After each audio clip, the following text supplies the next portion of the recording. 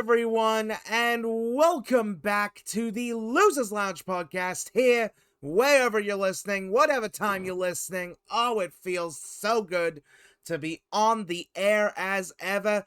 And you know what? Normally on this podcast, we focus on the major pay-per-view events of the major wrestling companies, WWE, NXT, and AEW. Maybe in the future some others. We're not 100% sure on that. But I thought we'd do something a little bit different this time. In fact, we all thought we'd do something a little bit different this time because, well, it's going to be a Saturday night pretty soon. And of course, that means Saturday night's main event is back on the air. And, well, there's a reason why we are specifically talking about this Saturday night's main event. And that is because it is indeed the last time is now, as Mr. Jonathan Felix Anthony Sr. Jr., John Cena, will be having his final match on this show. And I'll tell you, it's going to be pretty exciting, and we've got a lot to say when it comes to that, alongside all the other matches on this show. So I think we should get to it here. I'll start off by introducing, of course, well, he is one of the longest-serving members of our group. He is the heelest of Balors, HeelBalor. YouTube.com, the heelest of Balors is back on the Losers Lounge podcast. It's been good. Life is great. I am tired as hell, but good to be back. Very, very, very emotional weekend because John Cena is going to be taking his bow in professional wrestling this Saturday, facing Dane General Gunther. So we have many more things to talk about, but yeah, can't wait. I'll tell you, man, I mean, you were saying about tired. I only had, just as a side note, I've only had 2 hours of sleep before this recording session, which is kind of ridiculous, but you know what? It is what it is. I make it all work, and I'm still feeling energized enough to obviously introduce this man, the Skull King, Beast Mode 9000. Ladies and gentlemen, boys and girls, guys, gals, and non-binary pals, it is I, the Skull King Beast Mode 9000, back here on the Losers Lounge podcast, episode number 154, to talk about John Cena's last match at Saturday night's main event, which is a choice. Yeah, man, I definitely have some opinions on this show, and definitely some opinions on John Cena's last match. All I can say leading up to it, though, is I called it. I knew it was going to be against Gunther.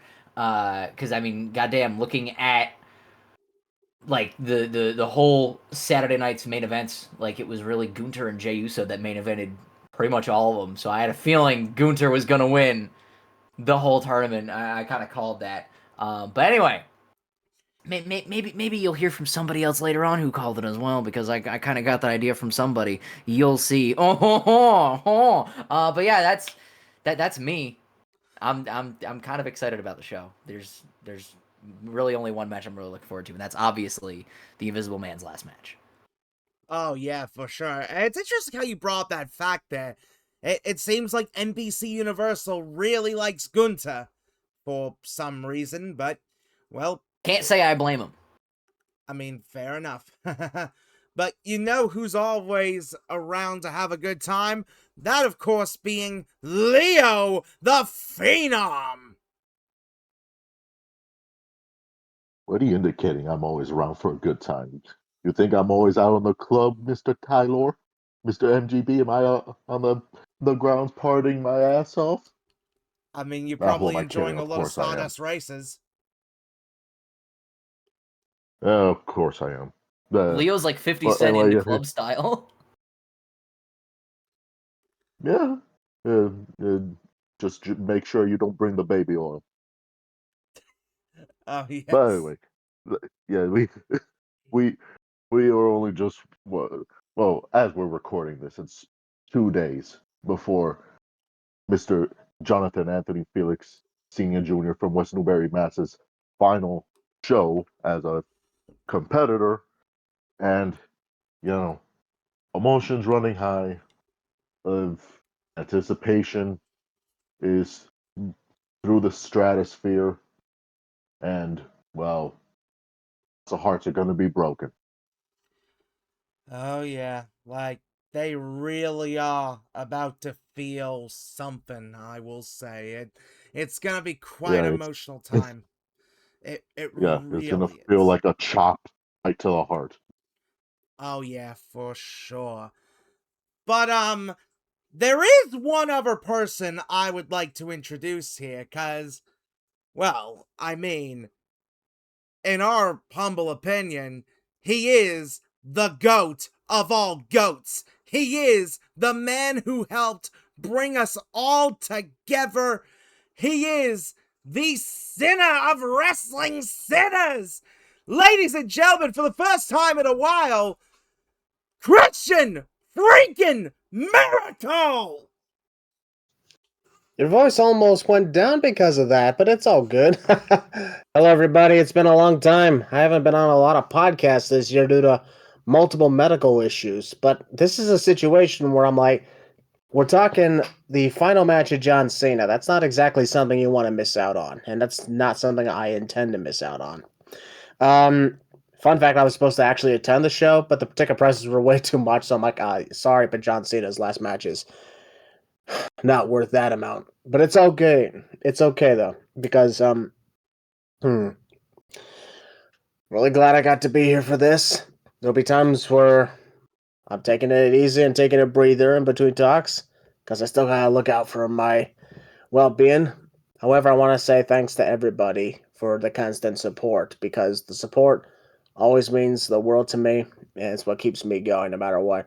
Tyler, not a bad intro. That was really cool. Beast, Leo, HeelBalor, as always, keeping the place alive in my absence. That is true signs of good friends. So, I will say that I am hyped for John Cena's last match at the Saturday Night's main event. I personally would have rather it was on a PLE of his own. However, I do get where he's coming from as well. Because John Cena's been, without a doubt, one of the most humble wrestlers ever. So, we'll get to that when we get to that. But Taylor, I believe we have some other matches to talk about first. Oh yeah, cause, I mean, yes, I did wish this show was a pay-per-view as well. However, I think the nice thing when it comes to this show is that this isn't just your ordinary Saturday night's main event. Oh, no, no, no, no, no. Because this one, I'm really excited for, as the focus of this Saturday night's main event isn't just on Cena's final match.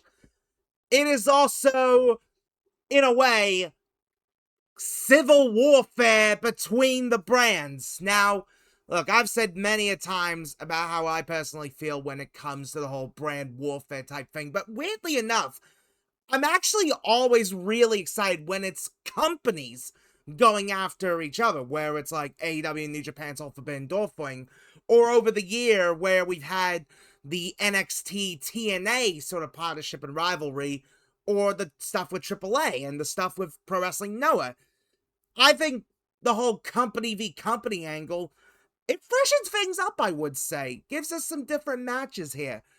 And I mean, NXT, in a way, has felt like its own company in a sense. Like, yeah, it's a brand, but it feels like its own little island in a sense. So, for this show, the focus is on WWE versus NXT. And I'll tell you, it's pretty exciting, especially when you get some pretty big dream matches like this first one we're going to be talking about. And speaking of TNA, actually, it is the team of AJ Styles and Dragon Lee taking on NXT's Javon Evans, who is this year's 2025 Iron Survivor, and the TNA X Division champion, Leon Slater. And not only that, this is for the World Tag Team Championship. So you could be seeing NXT and TNA talent walking away with WWE gold potentially. Oh man, this is a match that honestly has had a lot of hype towards it, and for good reason.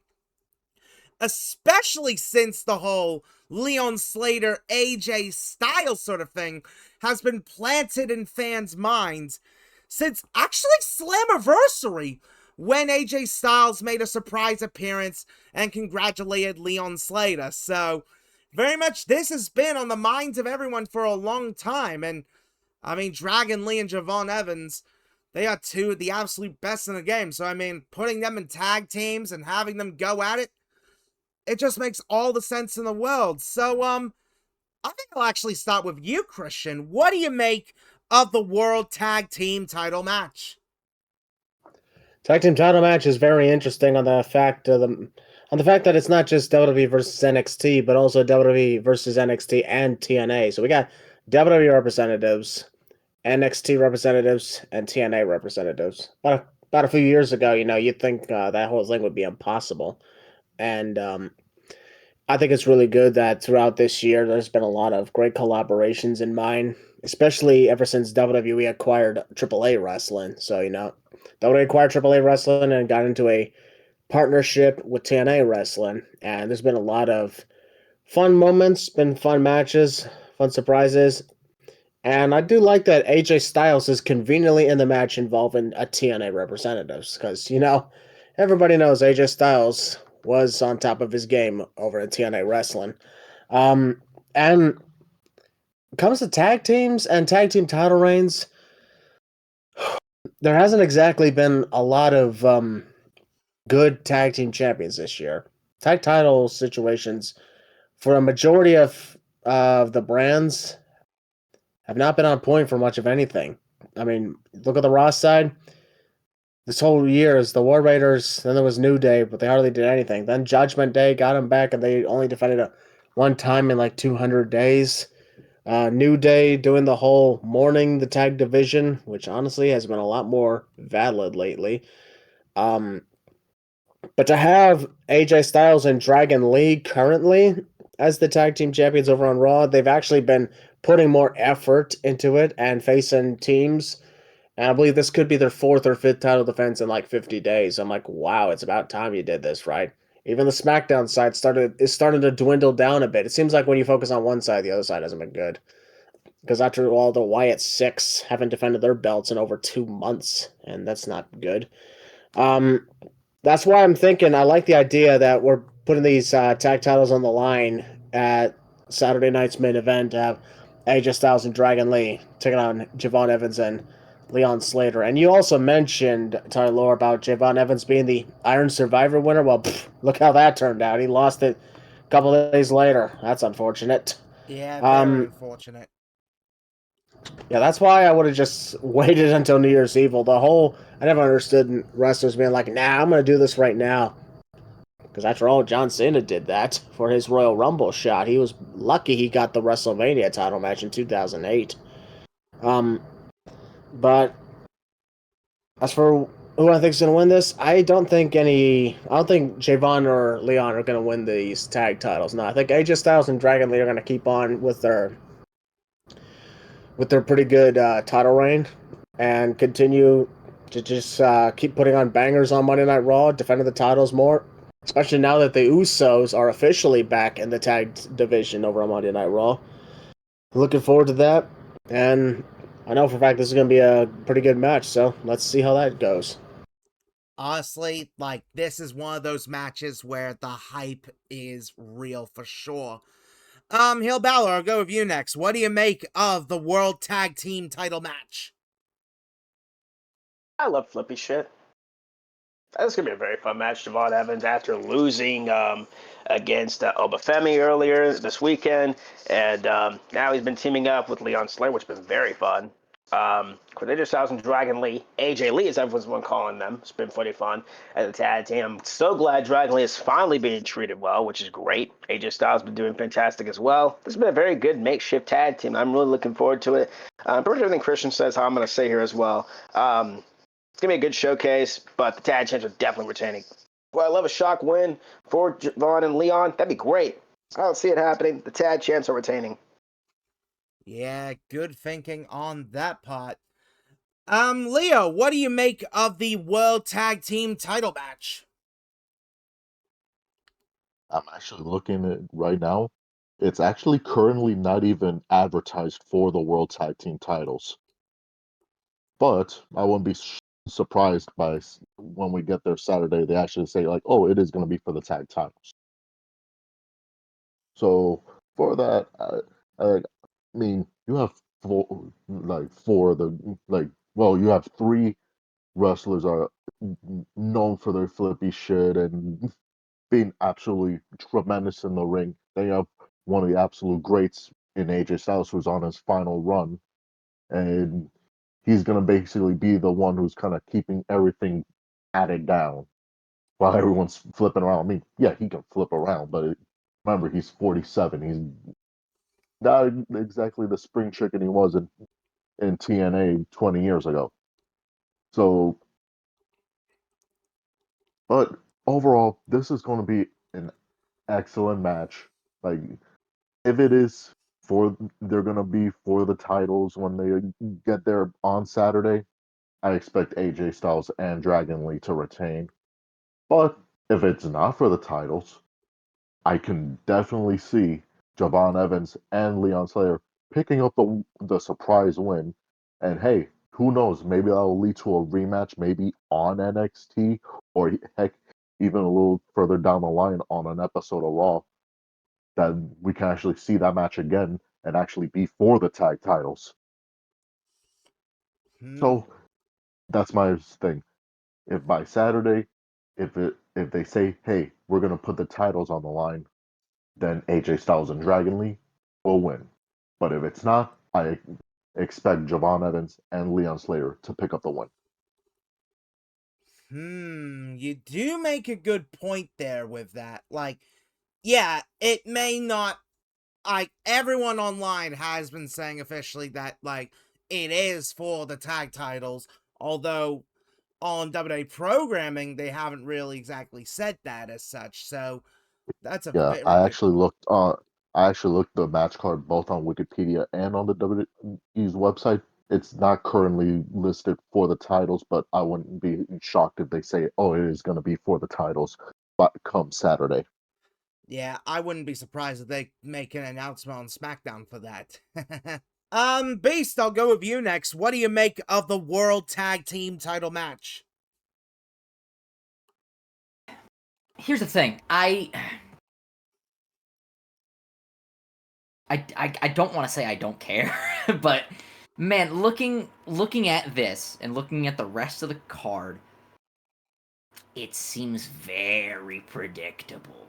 Like, we all know AJ Styles and Dragon Lee are going over. Like, and it's odd, yeah, that like I see that and it's not advertised as a world title match or world tag team title match, that is, on the thing that I'm looking at.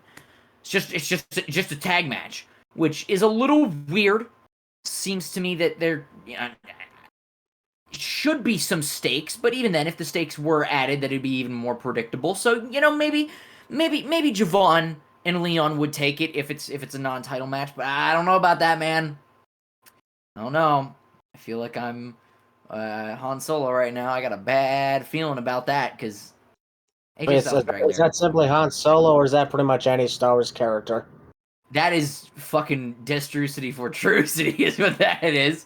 If you don't mind me interjecting, the other thing pointed about these matches that are not John Cena's last match is they're all labeled as exhibition matches. So I think the predictability is fun on the case of it's them literally saying they don't actually matter in terms of stakes at hand as a result of their exhibition matches. It's more of like is the chance to just showcase talent, which I guess is pretty good from not what I would have done, but honestly, yeah.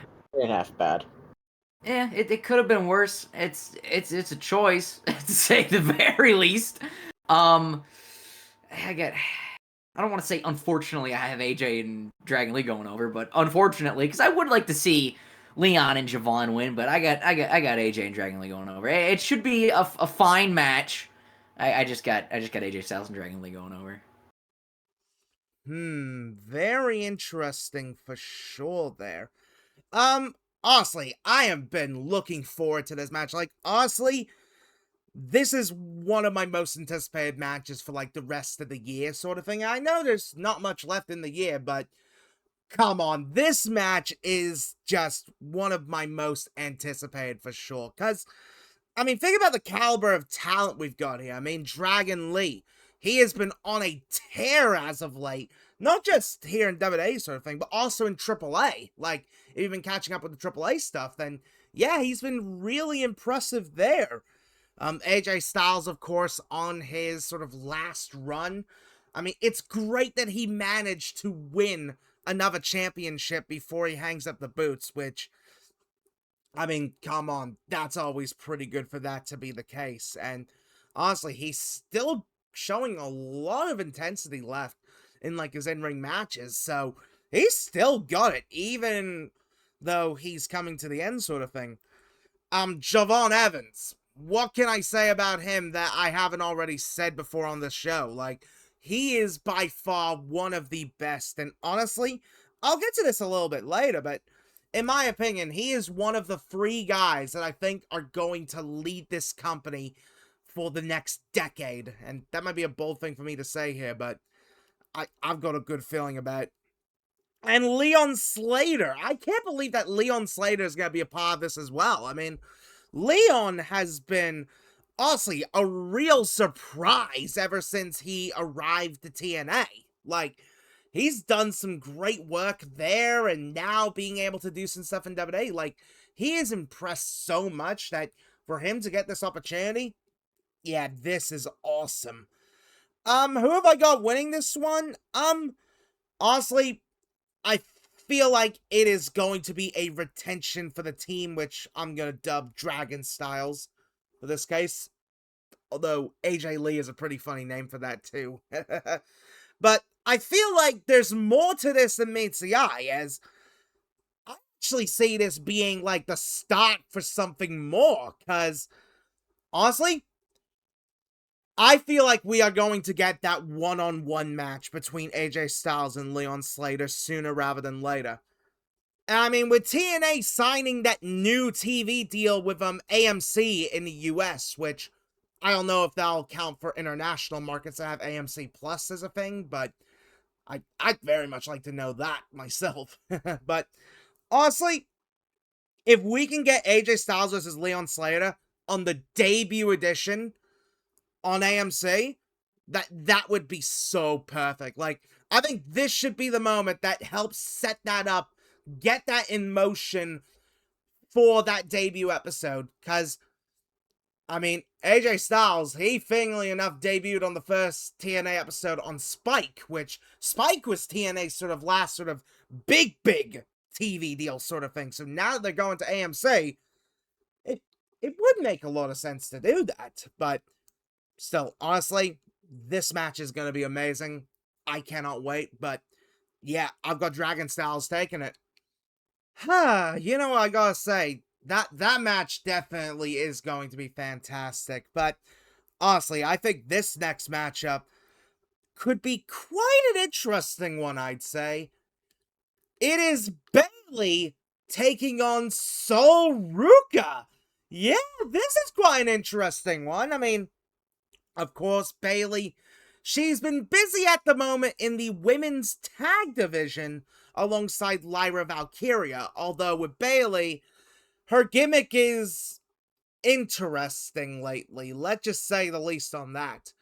I mean, we've got Sol Ruka, the former double champion. I mean, she has been on a tear this year. She's honestly just done so much this year and impressed so many people that to get this opportunity, yeah, that is definitely so special there for Sol. So, Leo, I'll start with you here. Who have you got between Bayley and Sol Ruka? I have no idea. I it is just an exhibition match. It is just like a showcase for the future. Uh, and, like I expect a great match. Like look at Bailey and then look at Sol Ruka. Like I mean, sure, great wrestlers don't always have the greatest chemistry, but this is the first time that they're going one on one. So it's like let's see what happens. So like like if Bailey wins, like okay, like she's a veteran. It makes sense that experience outbeats the youth, but then also Soruka's like, hey, if she gets a win over a big name like Bailey, who's been a multiple time women's world champion, like adds more credibility to her. So really, it could go either way. But because like Bailey has nothing much going right now, besides like the tag stuff with Lyra Valkyria, I'm just gonna say I'll give the win to Soruka. Fair enough on that. Beast, I'll go with you next. Who have you got between Bailey and Sol Ruka? I'm playing Skyrim. What are we doing?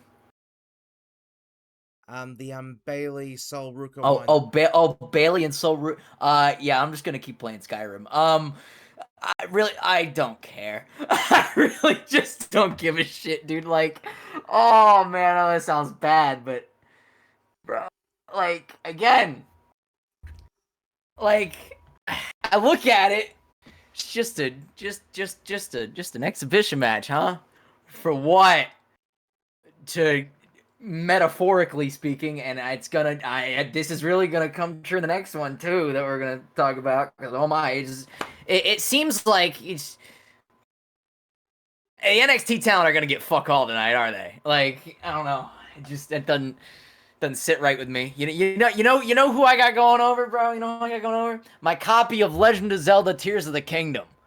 That's who I got going over, because I just don't like that bell's gonna ring, and I know what's gonna happen, right? Like, Bailey's gonna win.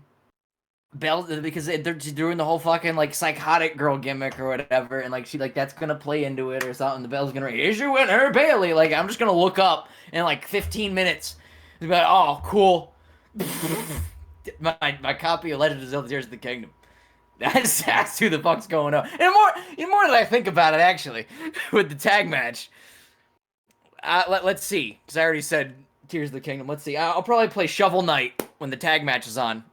Probably do that. That's what I'll probably do. Nice. So you're saying Switch 2 is going over. Well, I don't have the money for that, but Switch 1, yes. Well, I guess. I mean, it's a decent enough prediction, I guess, but I'm fair enough. I mean, fair enough.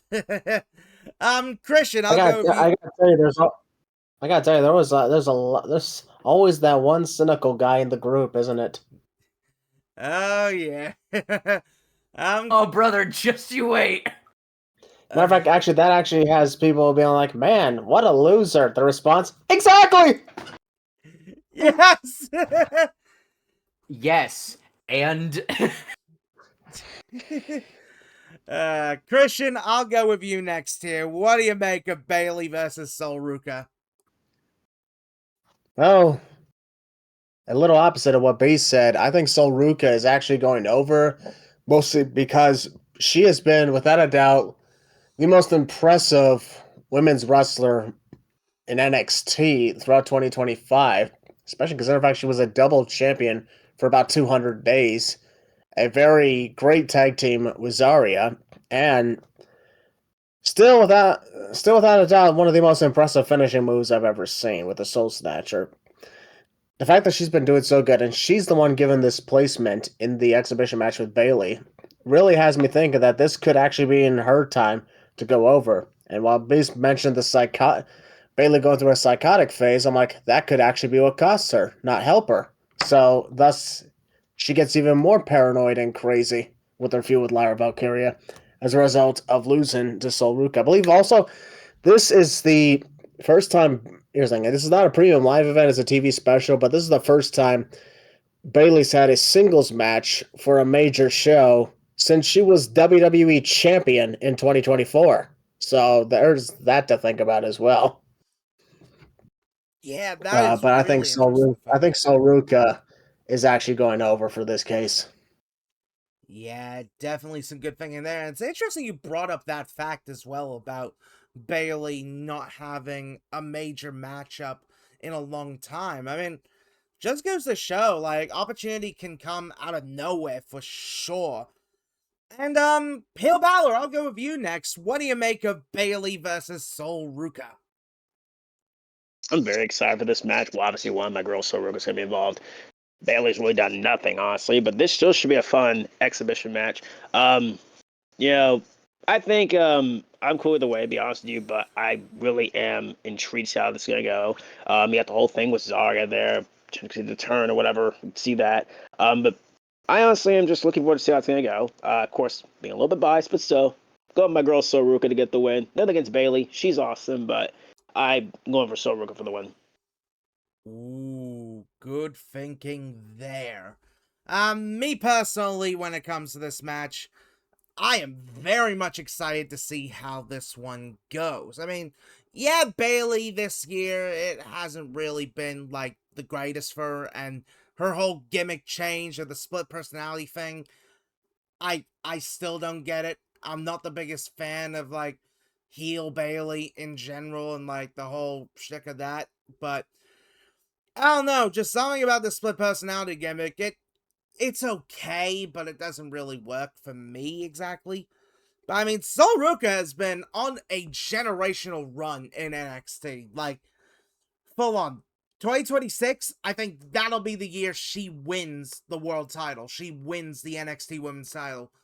Absolutely, I think that is going to happen for sure. But, yeah, I've got Sol winning this one. I think it's an open and shut case for it. I mean, Bailey just hasn't really been there and sort of like the top tier as such. So it's like, yeah, give it to Sol. Sol is a perfect person to give the rub to, and, well, Sol is absolutely one of the future top contenders of the women's division as such. So, yeah, I gotta give it to Sol there.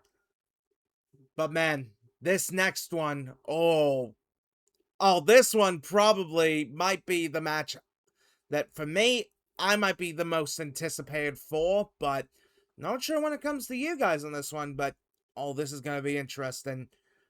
It is champion versus champion in a non-title contest as the WWE champion, Cody Rhodes, takes on the NXT champion, Obafemi! Yeah! How's that for a shocker? Obafemi, at Deadline, managed to take down Ricky Saints and is once again the champion. And I mean, fair enough. Oba is such a good wrestler that's like, yeah, putting him with the world title again does make a whole lot of sense for sure. I mean, Cody is like the current top guy in the company. So it makes sense to get him involved in some way on the show. And to get like the top guy on NXT involved on the show, it makes all the sense in the world in some sense. And I mean, you got the two sort of world champions of like each respective brand in SmackDown and NXT. So it's like, this is gonna be quite interesting there. HeelBalor, I'll go with you first. Who you got in this champion versus champion match? Cody Rhodes versus Obafemi. This should be fun. Well, one, Cody Rhodes. Obafemi winning at the title was very surprising. I don't think anybody saw that coming. Him being the one to beat Ricky Saints in a very fun opening match at Deadline was so much fun. Still shocking these champ. Of course, he defended against Javon Evans, and that was fun as well. Going up against Cody Rhodes, the WWE champion, who, by the way, just really isn't working out. Just nothing against him, it's just kind of there. But this should be a fun match. Question is who's going to win. Obafemi should win. That's my pick. Obafemi should win. Obafemi should go over. And how does that happen? I know it sounds weird. I would have him go over clean, but knowing WWE, it's going to be by interference. I can see Drew McIntyre hitting a Claymore, thousands of Claymores, maybe a ref bump or whatever, on Cody, and that allows Obafemi to get the win. Obafemi, in my opinion, should not lose this match. If he does, it better be by a good way, I guess, but I think Obafemi should win this match and beat Cody Rhodes, and that's what I'm going to pick. The ruler of NXT.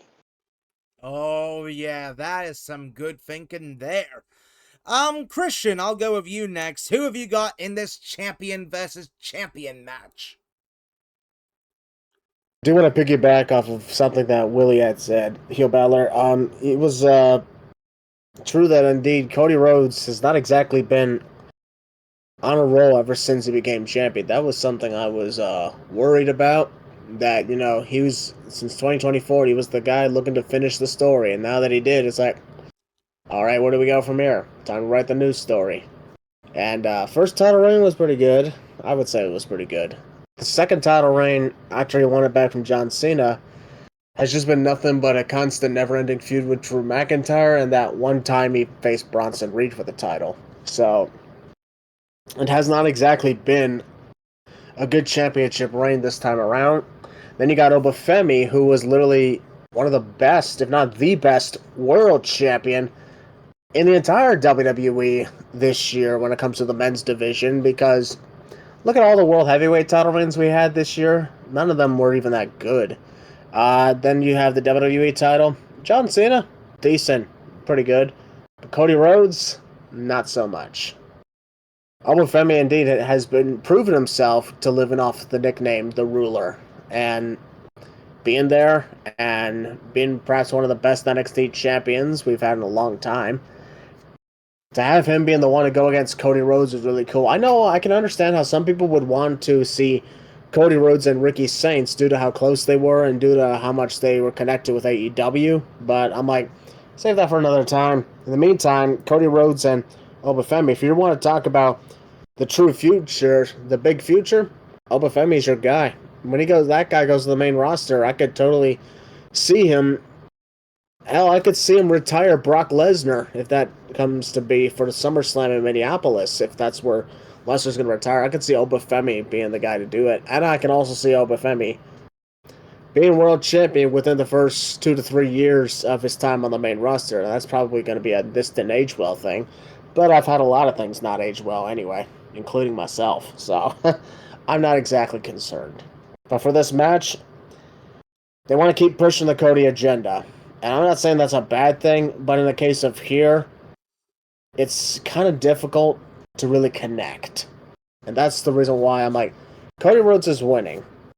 As a result of defeating Obafemi, they're trying to still make him look like the ultimate dominant badass, but I'm like, Cody Rhodes just doesn't say dominant badass when you look at him these days. And especially like the multiple wins over Drew McIntyre, it's gotten people all over. I'm not even on Twitter anymore. And I can still see people saying that Drew McIntyre is not being used properly with all these constant losses to Cody Rhodes. And not just that, but then there's also how he beat John Cena. People are like, maybe he shouldn't have done that. Now that John Cena is a babyface, he should have been a babyface champion. But I digress about all that. Obafemi is going to definitely put up a hell of a fight. But I think even despite potential interference from Drew McIntyre, I think Cody Rhodes is indeed taking the win again. And Obafemi will likely still lose the NXT title. Probably if he gets a rematch with Javon Evans on either New Year's Eve or the Vengeance Day. Premium Live event, whenever the hell that is. But as of right now, it just doesn't look good, in my opinion, for Obafemi, which has me questioning, why did you have him drop the NXT title to Ricky Saints, win it back from him almost immediately, and now just lose to Cody Rhodes? No offense, Cody Rhodes and Obafemi, it's a complete mismatch. It's an exhibition match, sure. I still would have Obafemi go over, but I don't think it will happen. Cody Rhodes is taking the win. Definitely interesting there. And I mean, good point you make there about old wrestling Twitter there, because believe me, I've seen a fair bit of interesting takes. Leo, I'll go with you next. Who have you got in this champion versus champion match? I see one of two possibilities, but having the same winner. And that is Cody is going to go over Obafemi, but it's going to either go one of two ways. It's either going to go like a good 20, 25 minute like slugfest where Cody's fighting from underneath and making sure Oba looks like the dominant monster he is, but gets overwhelmed and then gets taken down by like multiple finishers, most likely the triple crossroads or like the or like two or three super Cody cutters into the crossroads right after, or gonna get an interference either by Ricky Saints or like maybe by Drew McIntyre.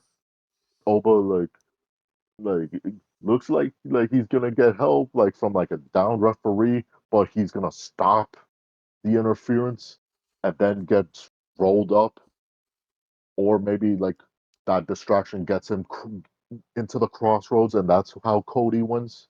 But yeah, that's the only way I can see this match happening. It's not really gonna affect him because he's still gonna look like a monster no matter what. Like, like Obafemi, like the dude lost twice to to Tony D, who returned at deadline, and he also took a loss to Ricky Saints, and then won the title back after. Like he's still a behemoth of a man.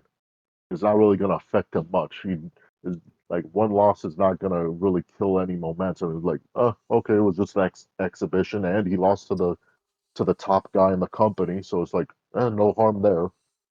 So yeah, Cody's gonna go over. I mean, I get your point on the whole deal about Cody Rhodes being the top guy in the company. The problem is, like, simply having the title top guy in the company should not automatically make somebody look like they're freaking Superman. And Cody Rhodes, no offense, look at all the faces of the company prior to him: Hulk Hogan, Stone Cold Steve Austin, John Cena, Roman Reigns, even, and then you got little Cody Rhodes. I'm like, that's why I say it's annoying for Cody's case of being the person who's dominating all the time. He may be the face of the company, but almost everything is a mismatch, and not for the David versus Goliath reasons, but rather he is good, but compared to the others, not that good. That's just my point of view on it. Anyways, Tyler, I will allow you to go to the next one. I mean, that is fair for you to bring up there with Cody as such, and Leo there. That's also pretty fair when it comes to bringing up Ricky Saints, because on NXT well, I Uh, don't, I turn don't, heel. yeah, I don't know if you That would or consider him heel, but that or like he just didn't want Javon to win it because like he wants to be the one to actually take the title back from Oba and prove something to himself. But like from what I see, it's most likely gonna lead to a Javon Ricky Saints uh, match at New Year's Evil. So like, and Javon, like I'm sorry, he just does not have a bone in his body that can really be a bad guy. Like, look at his personality, look at his moveset. Like, that is not a heel. Like Ricky Saints, like arrogant, trash talker, like decent in the ring, like looks like a mini Sonny Siaki. Like that's a heel. good point there. Very good point. And Beast, what do you make of this champion versus champion match? That I'm gonna be probably playing some Guitar Hero 3 on my PS3, or some Skate 3, or I some thought, yeah, I was Lollipop about to say, Chainsaw. yeah, I was about to say, I thought you were gonna play whatever that other game was. I'm like, you got one game set up for each different exhibition match. Yes, indubiously. Yeah, I got like Guitar Hero 3 I could play, maybe Skate 3, maybe fucking Lollipop Chainsaw. Based as Let's fuck. see, maybe Super Bass. Maybe I could go back even further and play some like Hot Wheels Beat That on my PS2. Like, man, shh, like I don't care, man, and it's not through any fault of Oba or Cody. Well, first off, I haven't done this on a pod in a little bit. If you don't know and you want to know, I don't give a fuck about no fucking Cody Rhodes. That's for true. Secondly, man, this is so.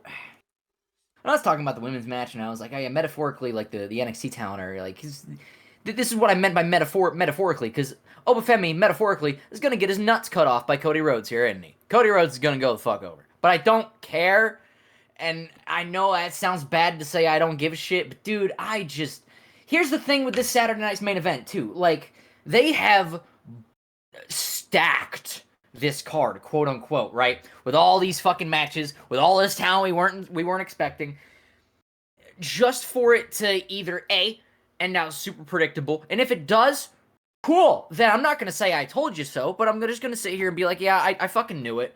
If it doesn't, and a lot of the NXT talent go over, I'm gonna be the first motherfucker to come back to this podcast and leave a comment and say, hey, I ate my words gladly.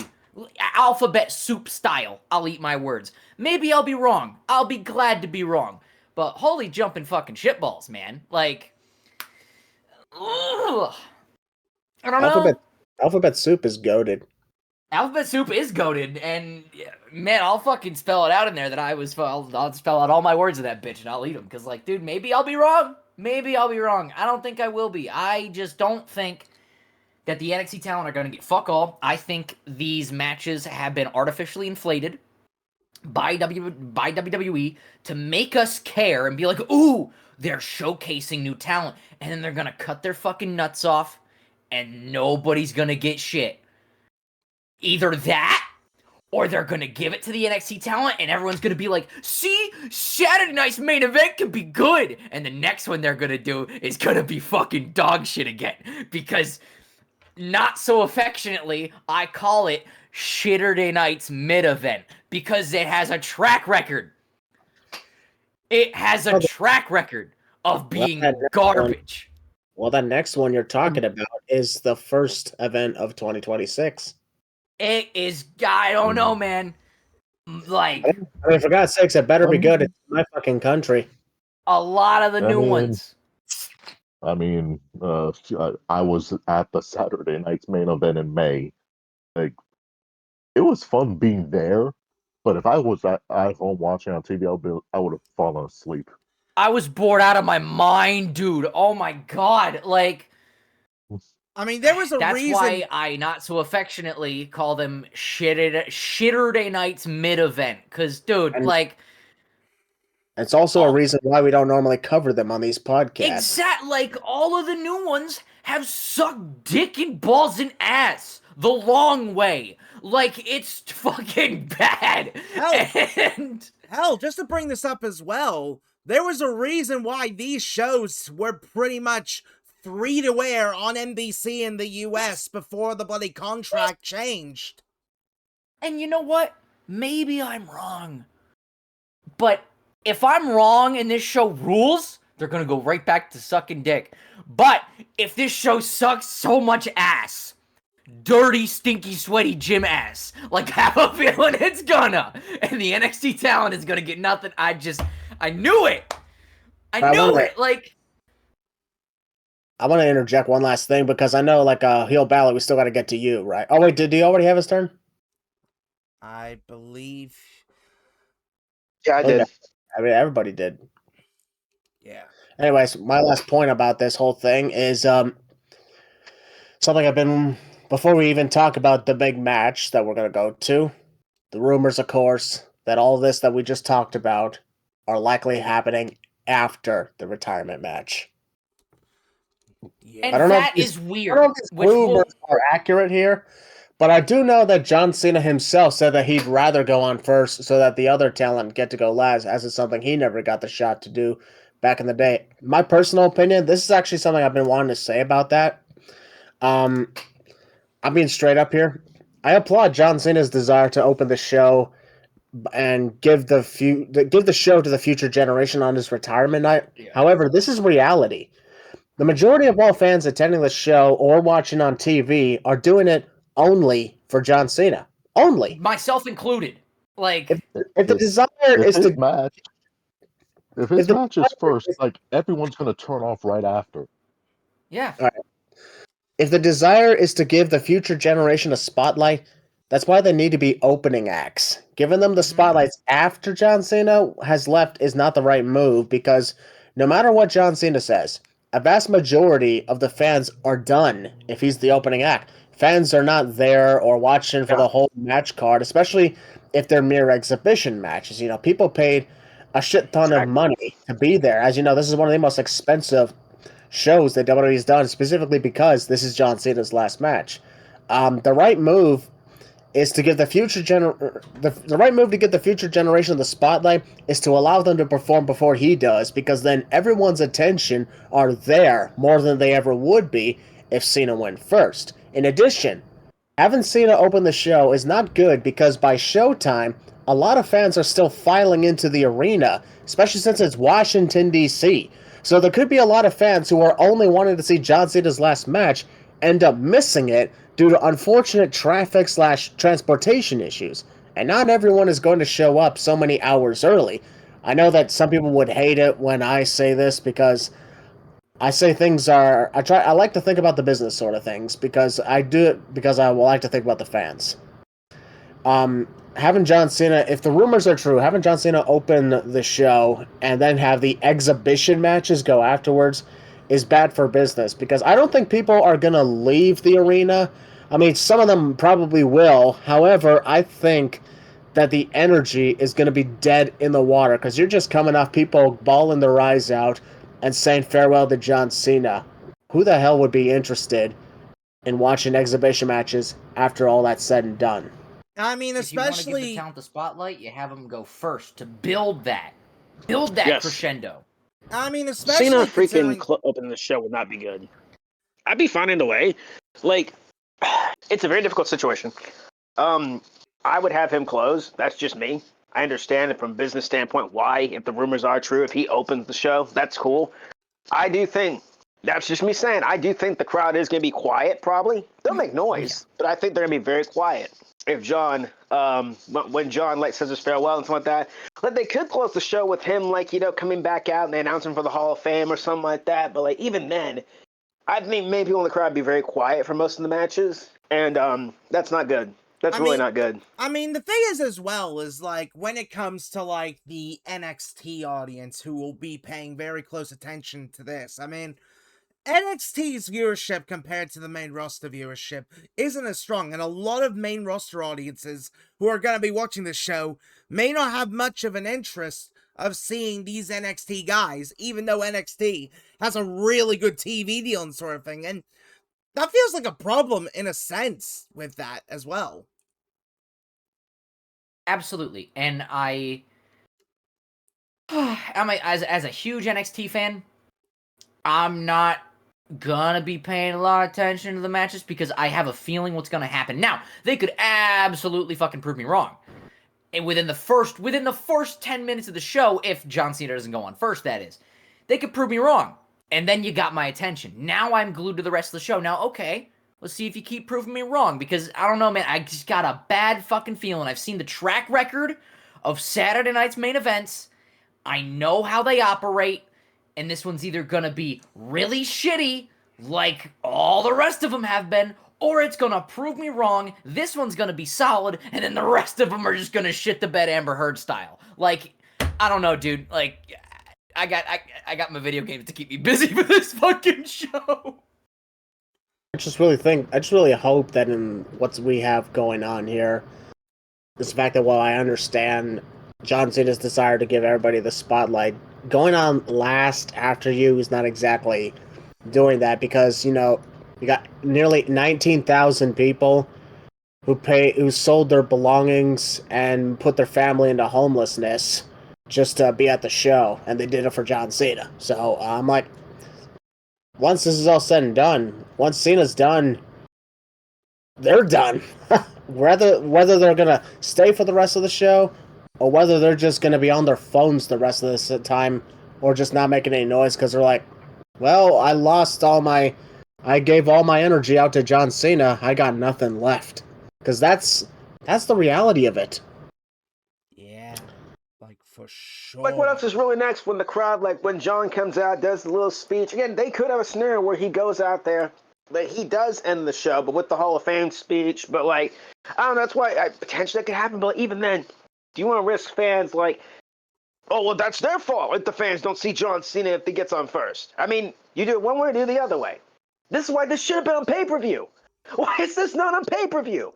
Oh, it's so... I mean, this could have been like the perfect time to bring back Armageddon, for instance, and do the bloody six-man cell. And I get people obviously were saying, that's not going to be the case, sort of thing. Come on, it was the perfect time to do it in a way, but still, Well, actually, I would have honestly had, instead of bringing back the Armageddon event for this, I would have just created a one-time PLE named after the first thing John Cena said, ruthless aggression.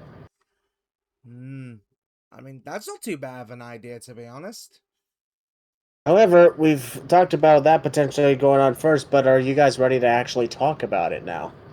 I mean, well, then again, I haven't said what I was going to predict for the Cody Oba match, so I'll get to that first here before then. But I will say with that matchup and all the sentiment going into it, yeah, like, this is going to be a hard one to predict for sure because of, like, all the scenarios, and especially considering, like, with Cody, like, I defend Cody a lot because, like, I am a fan of his work sort of thing, but I can understand people wanting a change and that kind of thing, and yeah, I see that, but they're not going to get that overnight.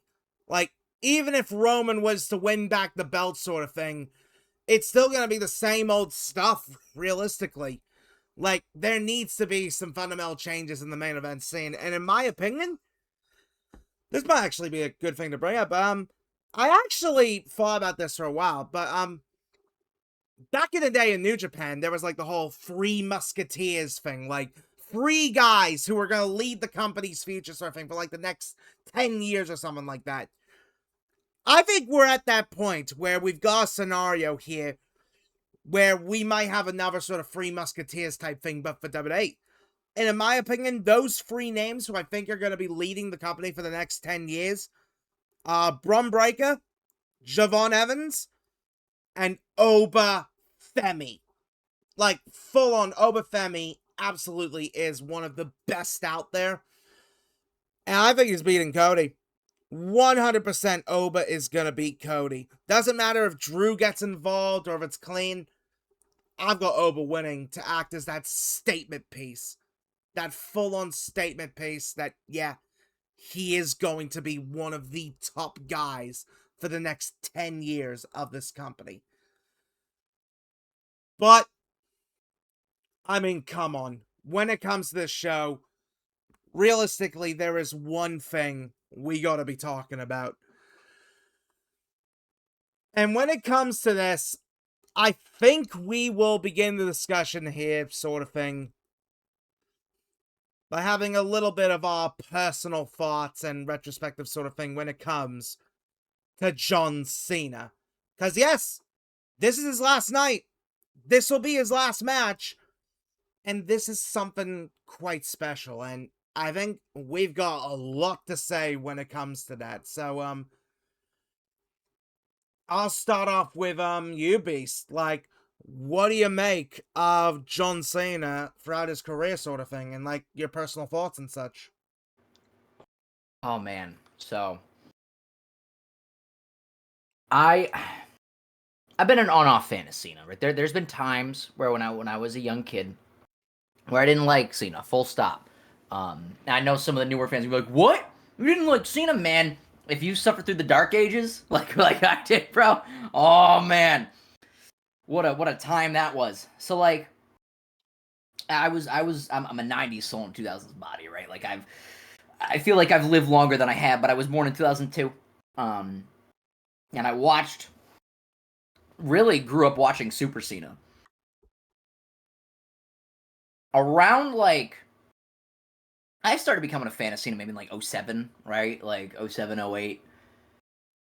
Around like 2011, 2012, 2013, 2014, 2015, like around there, I really was fed the fuck up with John Cena. And the Super Cena bullshit and him constantly winning. I mean, goddamn, I was there at Night of Champions 2012 in Boston, and I mean, half the stadium booed him. Like, it was fantastic. And obviously I watched him versus CM Punk, and that was awesome as a Cena and a Punk fan. Being around that time, I was a little fed up with John. Like, I'm not gonna front. I contributed to the booze a little bit when I was a young kid, when I watched Night of Champions 2012. But I also cheered him because, like, I got to see one of the guys that, you know, got me into wrestling live with my favorite of all time, CM Punk. So that was rad. That was super, super dope. That was sick as fuck. But John, like, in like 2016, when he became the U.S. champ and started doing the U.S. Championship Open challenges and shit. 2015, actually. Yeah, that was at like the end of 2015, right? I think it was actually Think. like the middle of WrestleMania 2015. WrestleMania 31 in Oh 2015. shit. Okay. Regardless, continue. See, I get my times mixed up. But around then, when that really started popping off, was when I started to become a fan of Cena again, right? Like when he faced Sami Zayn, I believe faced Cesaro. He faced a lot of motherfuckers, dude. And he elevated a lot of people with the US Open Challenge and shit, and I loved that. To see him go from this Super Cena shit of him constantly winning, I mean, again, metaphorically, cutting the nuts off of Umaga, Bray Wyatt, the Nexus, and just him winning. Cena wins LOL, right? Like, I mean, there's a meme about it. To see him go from that to then start to put younger talent over, even though, like, they didn't win, but he still gave them a good showcase and a loss. And he still built them up, right? He still made them feel fucking important. I thought that was super, super, super sick. Without that, I don't think Sami Zayn would be as big as he is on the main roster now. Like, there's his feud with Kevin Owens in NXT certainly helped, but without the Cena Open Challenge and him getting elevated by John, I don't think he'd be as big as on the main roster as he is now. I don't think Cesaro. Regarding Sami Zayn, I think it's also the fact that his feud with Kevin Owens, that epic match with John Cena, and also the fact that he tore up his shoulder on his entrance for that match. Yes, and he still wrestled. Yeah.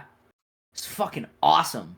Cesaro. I don't think Cesaro would have been over as much as he was in the WWE, as much as he was, but then especially like when he went to AEW, like, yes, hardcore fans know who the fuck Claudio Castagnoli is, but the Cena Open Challenge stuff really elevated Antonio Cesaro, because, I mean, before that he was with Angsana and not doing dog shit, right?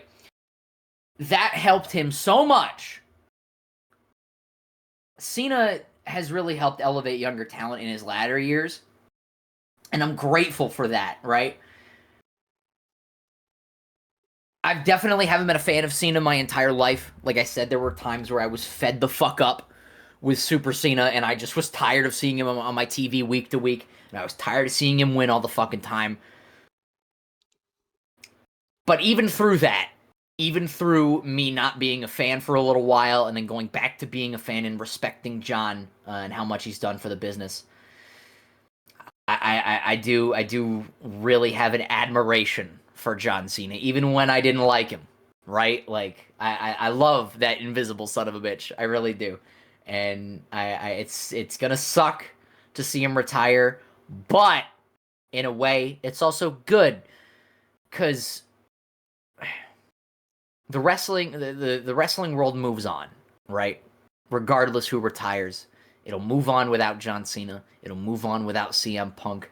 It's moved on without Batista. It's moved on without Ken Shamrock. It's gonna move on without Rey Mysterio. It's moved on without The Undertaker. It's gonna move on without, in 30, 40 years time, it's gonna move on without Dominic Mysterio, without Braun Breaker. It's gonna move on without an MJF, a Will Ospreay, a Ricochet. It's gonna move on without a Mark Briscoe, without a Kyle Fletcher. It's gonna move on. Wrestling evolves. And to see John Cena gracefully bow out and get his final hurrah has been really sweet. But wrestling's gonna move on. It's fluid. It'll always move on. But that doesn't mean we're gonna forget about Cena and the legacy he has carved, And I think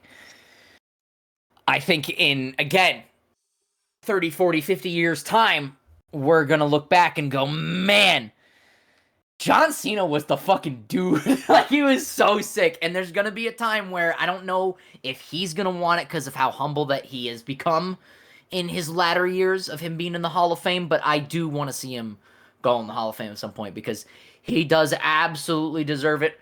What I would like to see him do though is, maybe, come out and be like, I mean, there's science that can do it now. Like, there's the invisible mirror, right? Like, put a mirror, like the invisible mirror, right, on the stage, and like he just pops out from behind it, like, oh yeah, you can't see me now, you can. Like, I don't know, I think it'd be stupid. Like, play into the you can't see me jokes a little more. Like, it'd be like, or somebody inducts John Cena. Here's John Cena, and just he doesn't come out. And they like leave the podium, be like, oh, John Cena's talking. It's just an empty podium for 5 fucking minutes, and everyone's just clapping. Like, I think that'd be fucking dope. I don't know. Anyway, I digress. Me with my sober high thoughts, ladies and gentlemen. I think like a stoner, even though I'm straight edge. I do appreciate everything that John Cena has done for wrestling, and it's gonna suck to see him go, but I'm glad that he's getting his final moment in the sun, and I'm not gonna cry. What's the Dr. Seuss line, right? Like, don't cry, or don't cry because it's over, smile because it happened. That's me. Like, I'm not gonna bawl my eyes out. I'm not gonna cry myself to sleep because John Cena, he's retired now. Like, I'm just gonna smile and maybe have a couple tears of joy because John Cena got what he deserved. He got his last little hurrah, and that's all I can thank him for and be happy for about John Not Cena sure, because folks. He's actually gonna cry. he got it, man, and I'm proud of him. Good job, Johnny Kubert. Do. Yeah, he's actually gonna cry. He's actually gonna cry. Don't worry, folks. Yeah. Maybe a little bit. We'll see. Man, everybody cries once in a while. Oh yeah.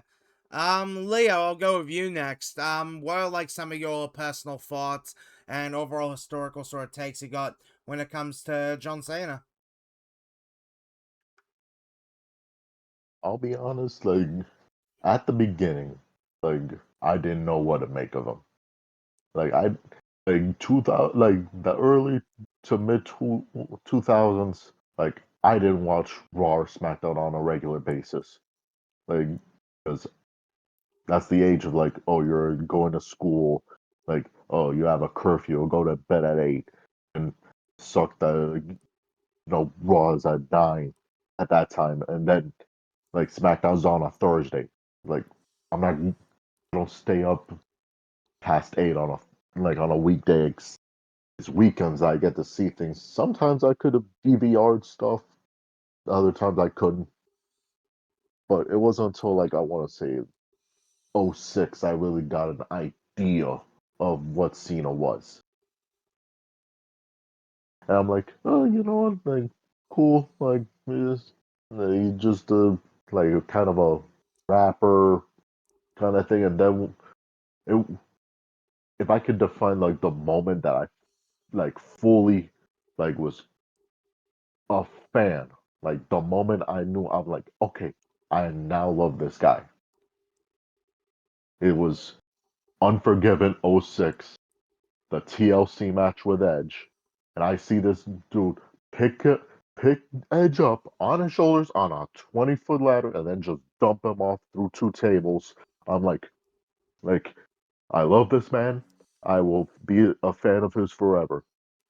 Sure, he wasn't like my absolute favorite. Like around that time, I was more into SmackDown. Like I was more into Batista and Undertaker and all that. But I was like, you know what? When I get to see Raw, whenever possible, like yeah, I will tune in to see this guy. Especially, have I ever really like disliked the dude? No, like not, even during like the peak of like the Cena hate, like 2010 to 2014, the Super Cena era, as people want to say. Like I never really hated him. Like I was like, oh, this dude, like, oh, Cena sucks, Cena sucks. I never really had that mentality. I was always like, damn, like, what the hell did he do to get all these jeers? Like he freaking ran over somebody's head with a golf cart. But as I got older, I'm like, okay, now I kind of get it. But still, I didn't hate him. I never once was on a Cena hate blog. I never once said, "Oh, he sucks. He doesn't do anything." But the 5 moves of doom, I was never one of them. I don't think I ever would be. Like even if there was a Cena clone that was still wrestling today, like I can't. You won't find me dissing him or anything. Like the only times I was ever like against him was like if he faced someone who I preferred, like an Undertaker or a Rock. But other than that, I'm like no, I'm always gonna be a fan of Cena. Like I appreciate the work he does. Like the way kids look up to him and like the whole never give up shit. I'm like, yep, like, this is your ultimate babyface. Like, what you gonna do? And then once he's like, I want to say like he started being more of a part timer is when like oh, I'm starting to really miss this dude. And now that we're at the point of this is gonna be his final match, I'm I've already kind of mentally accepted like, yep, he's done. Things move on. Will he be missed? Of course. But like it was said before, wrestling is always evolving, always changing. It's just a steam engine that just keeps on rolling. We're just putting new coal into the fire. Yeah, like full on wrestling, as he mentioned, just evolves and gets better over time. And honestly, there's a lot to take in when it comes to that sort of thing. HeelBalor, I'll go with you next. Any sort of like personal opinions or like historical takes or anything sort of thing related to John Cena? John Cena is one of the most polarizing professional wrestlers out there. Everyone who isn't even a fan of wrestling knows who John Cena is. Just like I know The Rock, they know Batista, they know CM Punk, they know Roman Reigns. John Cena is a name. John Cena is an icon. Um, I have my own opinions about John. Didn't really wasn't a big fan growing up with him. My guy was Batista, obviously. But over time, I grew respect for Cena and what he did for the business. What that the open challenges, the main things, the main championship runs, the WrestleManias, the Royal Rumbles, the appearances. I met John Cena in 2017. I remember that day out of nowhere, like an RKO. Walks up to us, someone that we're meeting in town, all that, could shake his hand. Very, very nice, humble dude. Like that's the experience I'm never gonna forget. Meeting John Cena. I got to see him wrestle for the first and only time in 2012 at a live event. He won. I think he faced the Big Show. Um, so I've seen Cena twice. He is a very polarizing individual. Um, he's brought a lot to professional wrestling as a whole. He is an icon, and he is gonna be missed. He really is. I never mind the bank last year. He announced his retirement because that stuff sucked. But Cena announcing his retirement, man, that was the big kicker. I remember coming out of the show thinking, there's no way this is happening. Heck, I still don't believe it. I still don't believe he's retiring, honestly, until I see it. Um, we could talk about the heel turn, the whole thing, talk about the whole thing, him losing the Rumble, the WWE Championship run, all that stuff, man. Um, it's been an insane ride for Cena, and he has touched the lives of a lot of people out there, man. Like I said, people who aren't even wrestling fans know who John Cena is. You can't see me, all that stuff. He has really brought a lot to professional wrestling as a whole.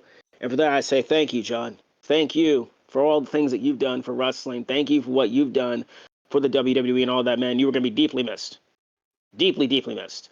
And I'm in that ring and some of that. Like I said, the next time he said we're going to be seeing him is going to be in a suit. I think that's a little prelude to what we're going to be getting in the future down the road. But I still can't believe that he's stepping away. It's gonna be bittersweet. Might be some tears, obviously, and no eye in that house is gonna be dry this weekend and on Saturday. I still can't believe he's retiring as well. To this day, I look back at Money in the Bank last year. I'm like, wow, What just happened? I am dreaming. There's no way John Cena is stepping away right now. No. I thought I'd be in my 50s and Cena would still be wrestling. No, he is. He's stepping away. He's retiring. He's done. He's done a lot for the business, man. And honestly, he deserves it. He deserves it on his own terms, stuff like that. He's done a lot. And, my favorite memories of Cena, him becoming WWE champion, of course, me seeing him twice, the open challenges and all that, man. The feud with JBL in 2005, of course, I mentioned the feud with Batista.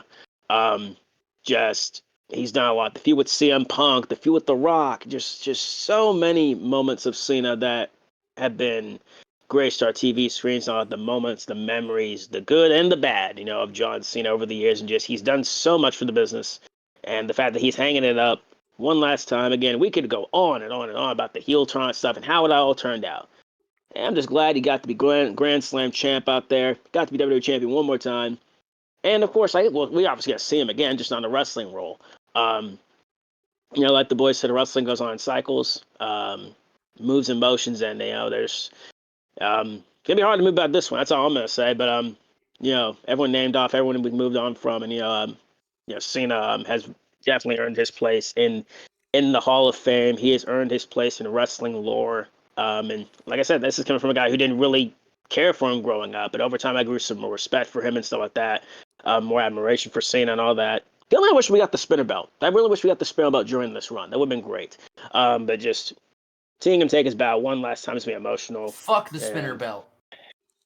Yeah, fair. That would have been great. The Undisputed title is personally my favorite. There you go.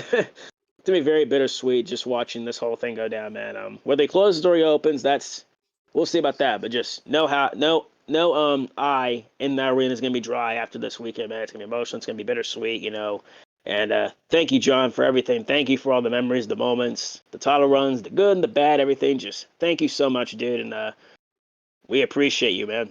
We really, really appreciate you. Oh yeah, all the freaking love goes out to Cena.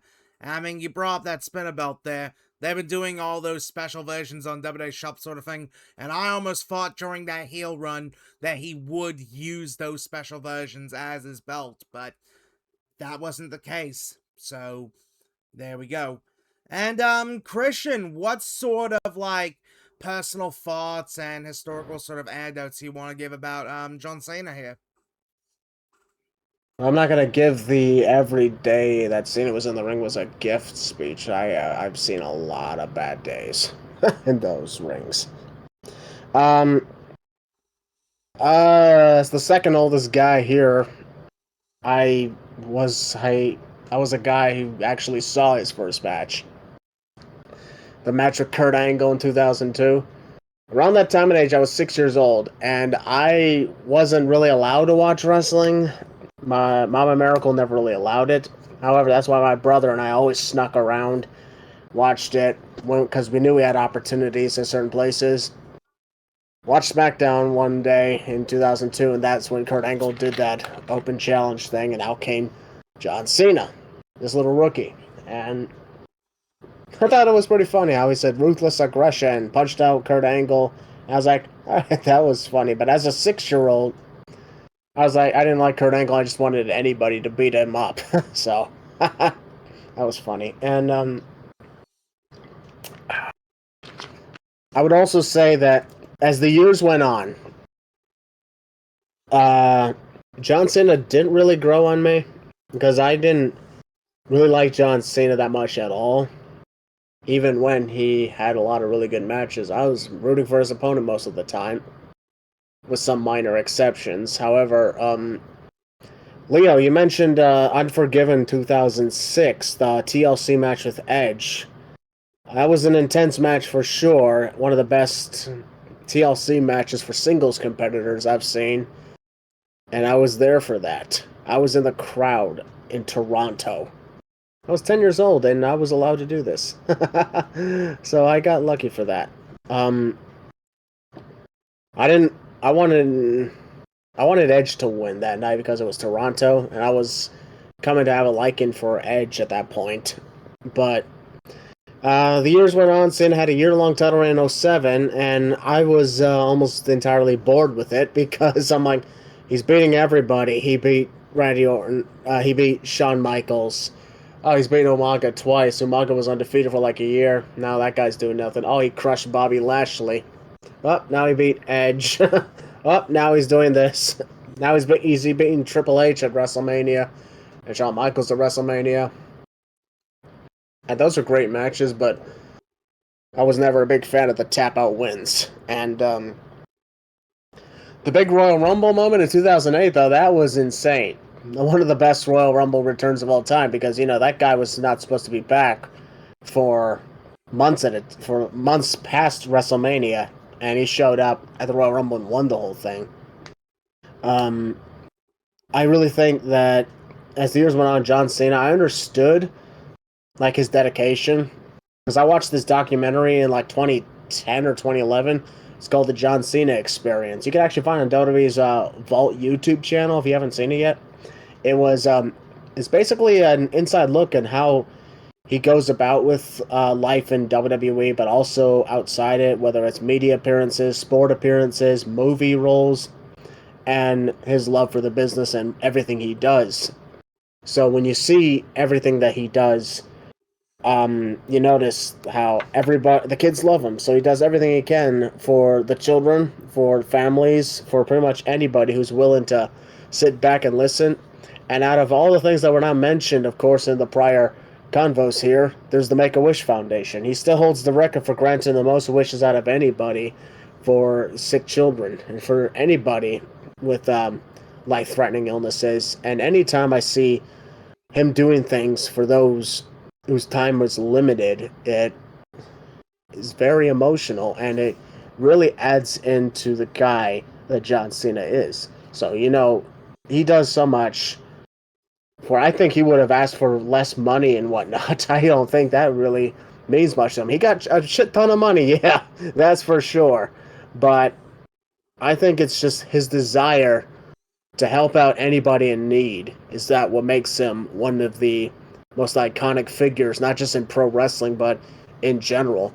And Willie, you mentioned John Cena's a universally known name. Yeah, because there's the list for pro wrestlers who's known by everybody, not including non-wrestling fans who either don't watch WWE or just, not a fan of the whole thing.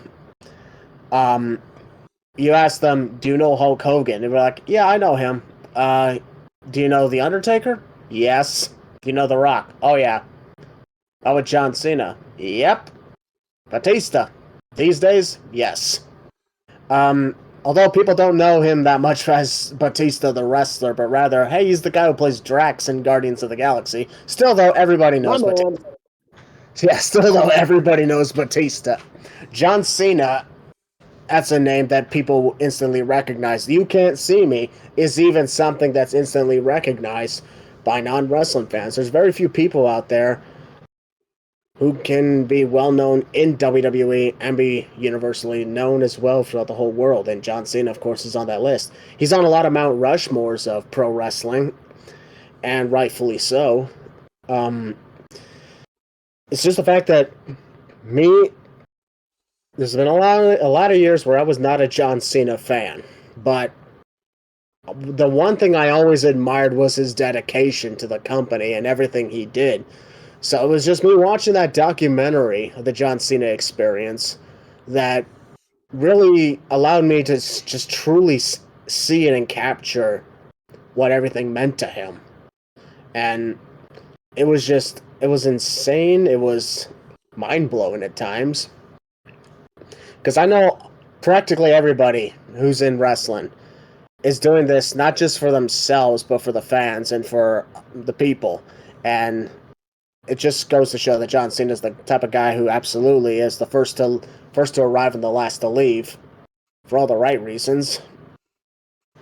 And he's not asking for being put on the top spot on the card. He's not asking for the most money to be paid. He never asked for the 17 world championships.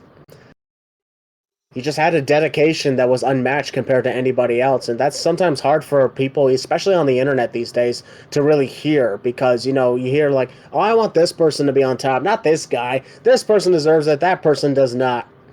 John Cena is the type of guy who, no matter what the opinions were of, I don't want this guy to be on top. He still remained on top because he had a certain dedication that was unmatched compared to those other favorites of them. And that's okay as well. You know, everybody's always entitled to their opinions of not wanting John Cena at the top of the card. Beast, you mentioned before that you were never the biggest John Cena fan. It wasn't until the U.S. Open challenges that he was putting people over rather than, in your words, cutting their nuts off. I don't know why you use that term, but oh well. Still, though, it just goes to show that you understood, though, however, his dedication to the industry. No matter whether you liked him, whether you hated him, you understood his dedication. That's why John Cena is on levels beyond anything we could ever imagine. And this retirement match coming up, this whole retirement tour, it's the talk of the town for 2025 because, you know, everybody wanted it to be this way instead of that way. And personally, I'm one of those guys too. I wanted the retirement tour to mostly be like his matches with AJ Styles were, where there's not really much of a story. We're just putting people in the ring with Cena so we can have epic match after epic match after epic match, putting other people over at the same time, not getting truly involved in too much of storylines. And I also like how he said the reason he accepted the 17th world title offer is because he wants to personally be there to shake the hand of the person who becomes an 18-time world champion. Although, in my personal opinion, he's not going to have to wait long because Charlotte Flair's almost there. So I guess she's the one who's going to take it. Still, though. I think it just goes to show how much John Cena's a humble man. It's really good that one of the greatest of all time is not some freaking money, power hungry jackass who just wants the fame and the fortune and then, you know, just run away and say, ha, bye now. It's like John Cena's the guy who wants to make a difference in ways that other people have also said they want to, but he just does it. And I'm not saying those guys can't do it, but John Cena absolutely can do it and will do it. So that's why he had a good point about this is the true retirement. I had mixed feelings about whether he would truly retire because at this point everybody's retired and come back.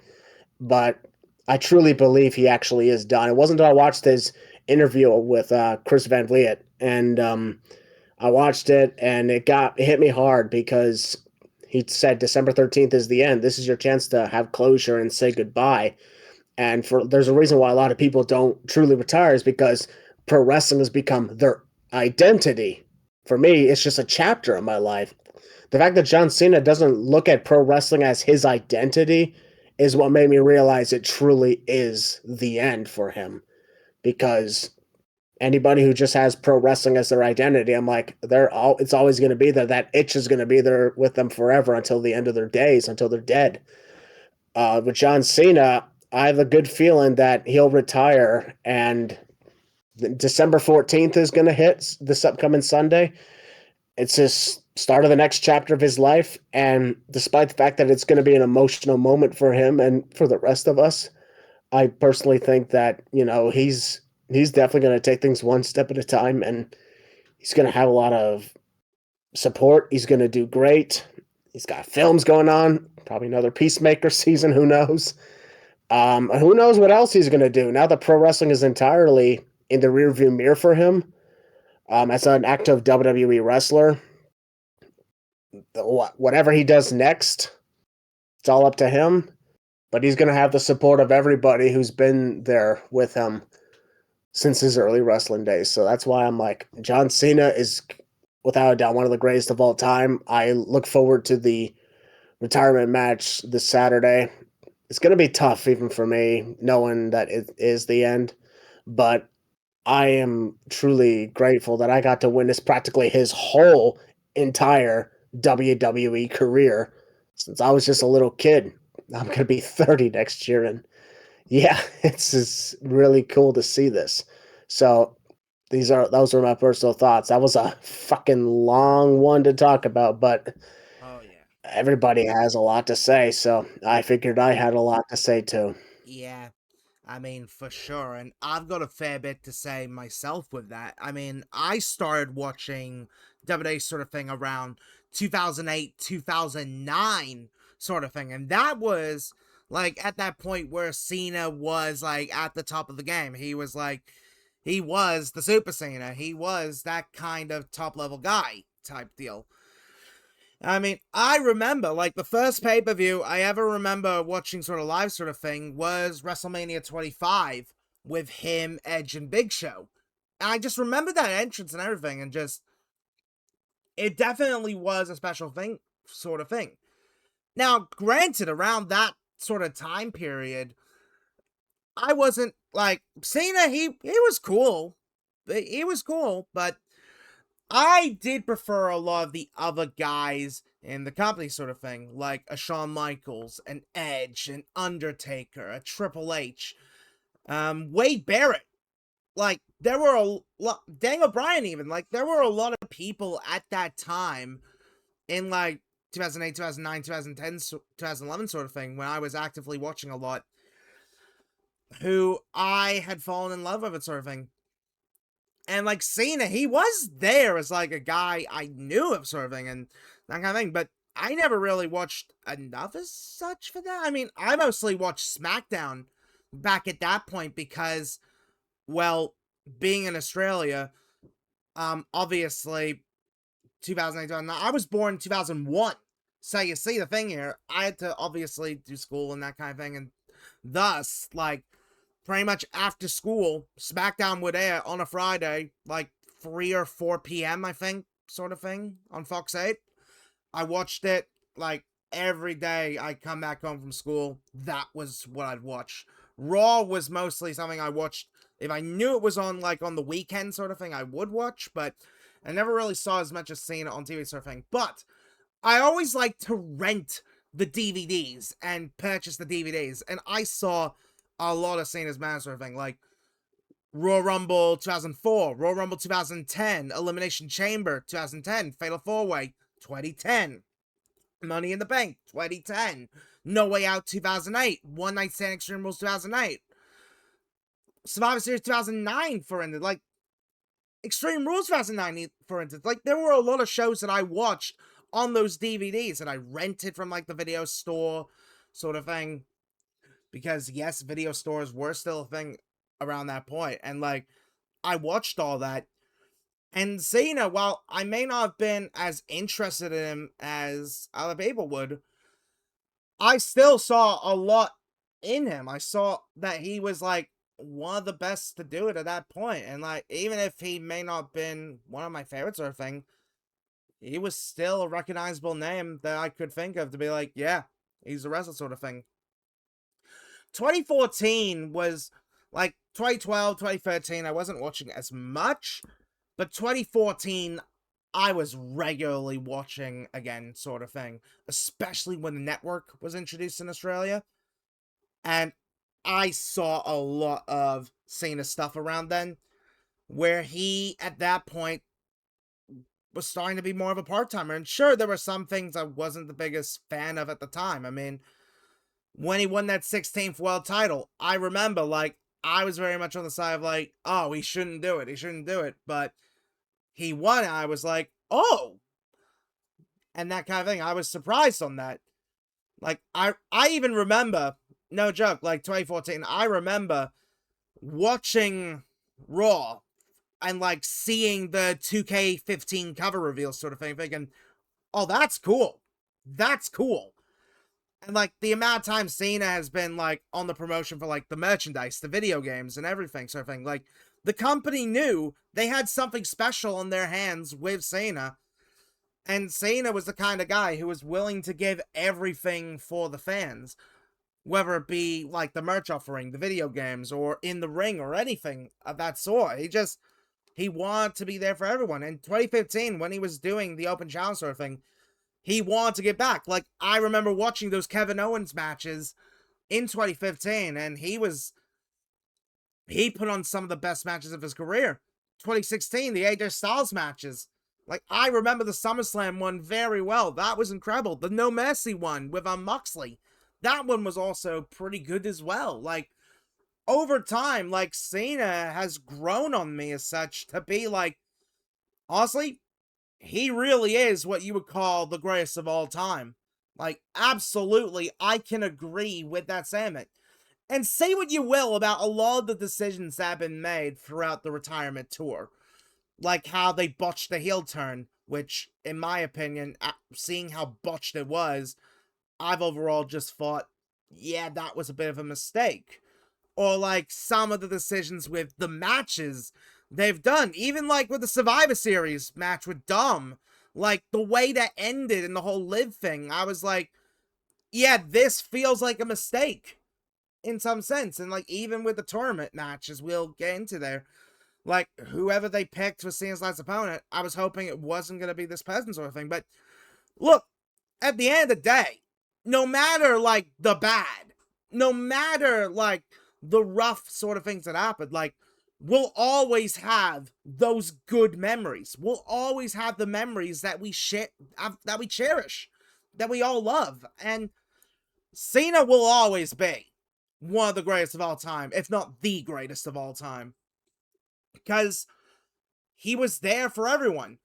The philanthropy, all the media appearances, like his stuff in Hollywood. Like, even, like, back in the day, in, like, 2008, 2009 sort of thing, when he was doing stuff like, the Marine in 12 rounds, like, he still gave it whatever he could. He still gave it his all sort of thing. So, the legacy of John Cena will be there. And when he gets inducted into the Hall of Fame, whether it be 2026 or 2028 or 2027 or whatever year it may be, that will be a special moment.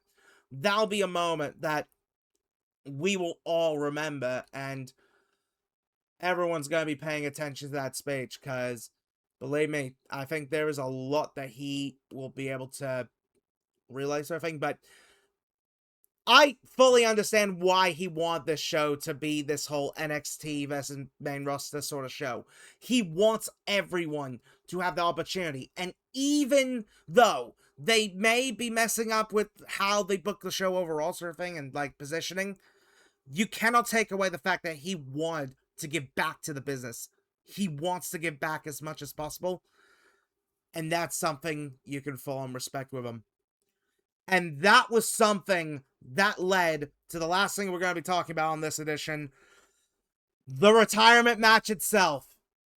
Because John Cena, in his final match, will be taking on the Ring General, Gunther. And believe me, this was a long way to get to it. The Last Time Is Now tournament has been quite an interesting ride. Lots of twists and turns, surprise appearances in tow.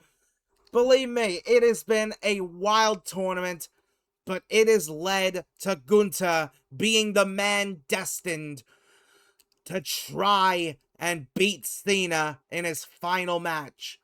If he can, or if he will, that's a question we're probably going to be asking ourselves here in a second, but I think it's safe to say it's quite a big spot to be in, to be this sort of like being put in this like legend killer sort of scenario here to try and end Cena's career.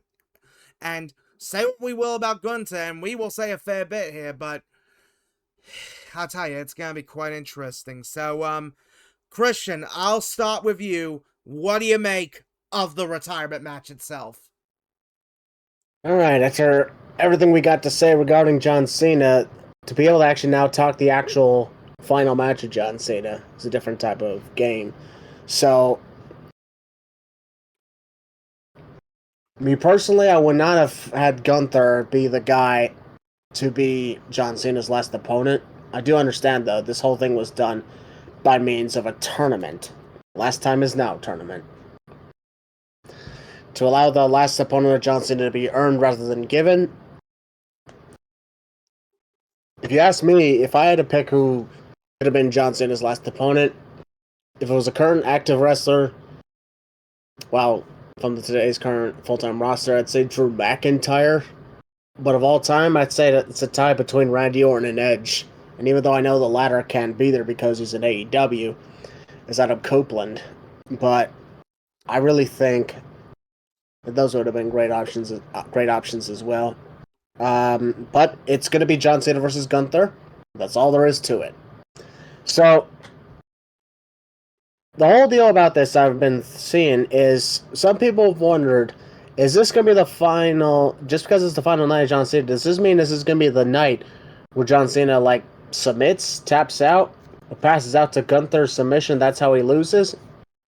And I'm sitting around thinking, who says he's going to lose? I mean, it's his last match. Not everybody loses their last match. Look at Sting. And I personally see that because Gunther has been putting in the promo saying, like, I am going to make the man who says never give up, give up. And I think as a result of all this, this is going to lead people into believing that John Cena is going to lose by submission to Gunther, just as Goldberg did earlier this year in his retirement match at Saturday night's main event. I don't think that is going to be the case. No, I actually think one final time that John Cena will win by his Superman comeback, because he's going to be in a position where he's locked in that sleeper hole, and all hope is lost. But one final time, he manages to regain his energy, use his strength to get back to his feet, just as he's done many times. Gunther's still on his back with the hold locked in. He manages to get out of it, gets him ready for that final attitude adjustment, and just as he's about to hit it, he does the "you can't see me" taunt to the camera, hits the move, and gets the final pinfall. And what should really happen as well, after the 3 count is made, don't play the music immediately. Just let it sink in that it's over. Let the audience reaction be the music in a sense, because that's when keep the cameras all over the audience too, so you can see the reactions of people knowing that it's over. And I believe, yeah, John Cena should win this match by defeating Gunther with the attitude adjustment in one final never give up thing, because his whole motto for the majority of his career has been those 3 words, never give up. And if you were to lose like that and lose by submission, even by passing out, that is giving up. Even though it is fight to your last breath, not all retirement matches have to be fall to your last breath and then die. No. I believe since his whole deal was never give up, there's no better time to never give up than when you're at the finish line. Otherwise, you've been racing this whole time and the checkered flag is right there, and then you just quit at the very end of it, right before you cross it, and your opponent crosses first. That, to me, is not going to be the right way to go. I mean, it's probably going to be an interesting way that's going to go, but I think this has to be done with John Cena defeating Gunther with an attitude adjustment after one final time never giving up and surviving the sleeper hold. It's not going to hurt Gunther's momentum. He's going to be fine. It's just one final time John Cena proves to everybody that even at the end, he never gives up. So he goes out, the end of his career, never giving up. That's my take. Ooh, I like that idea. That is some good thinking there. Leo, I'll go with you next. What do you make of John Cena's final match? I called that Gunther was going to be Cena's final match months ago. Would I have liked someone else? Sure. Like, but you know what? Like, we don't make the decisions as to who should win. I'm actually with Chris on this. Cena should win. Besides, he already lost his last match. So, like, it's not going to affect Gunther in any way. And also, like, I think the way Cena will win in this is because Gunther, and his hubris or his arrogance, however you want to call it, is going to be determined to make Cena tap out, pass out. He wants Cena to give up. And, and like passing out is one thing, but if you legitimately tap, that's even worse. That's an embarrassment. And that's what Gunther is going to want. But that is going to come back and bite him in the ass because Cena's going to pull one more Super Cena and get the win. If if it's by submission and he actually becomes the third person ever make Gunther tap out, that would be poetic. But I don't see it. I see it just being a normal pinfall after a couple AAs, Eh, because like the motto never give up.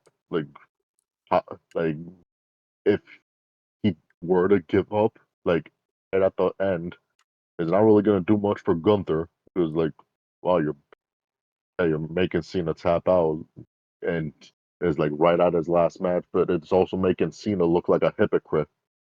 That like, oh, you spew the motto of never give up, like never surrender for the last like what 20 years, and then right at your wits end, you decide to give up. Like, come on. So yeah, I'm gonna say like Cena should win. Will he though? Knowing like he wants to put the spotlight on the future, I don't think he will. Like my heart says Cena wins, but my brain says Gunther wins. Ooh, interesting there. Beast, I'll go with you next. What do you make of John Cena's final match? Now, this is the match I'm really looking forward to. If I may, if I could fantasy book a little bit, strap the fuck in. That bell's gonna ring, and that crowd is gonna come to a crescendo. And Cena and Gunther are just gonna stare at each other. And what I want is at least 20 minutes, pushing 30, of just a slow build, the most King's Road match John Cena has ever had in his fucking life. John Cena will be put in the sleeper not once, not twice, but thrice. First time, he fights out. It's decently early in the match. Gunther's beat Cena down a little bit, puts him in the sleeper. Cena's fighting. He's like, oh shit, that is really in tight. And he's fighting a little bit. Gunther locks it in anymore, and Cena's still fighting. He eventually gets Gunther's arm and he rolls through. And then they start jockeying for position again. Maybe Cena will, like start to do the comeback, or he'll do maybe like his springboard stunner signature, whatever. They'll do-si-do for a little while. Gunther will lock it back in after like some chops or a really fucking cozy, close, stiff-ass fucking lariat, and he locks it in again, and Cena's in it. Cena's in it for longer this time. You can see the look on Cena's face like, fuck, this is a tight choke. I don't know if I can get out of this. Cena's trying to fight. Gunther's fucking rolling. He's trying to, like, reeling in a fish. He has Cena right where he fucking wants him, and the crowd, Cena. And Cena doesn't know if he can get out of it.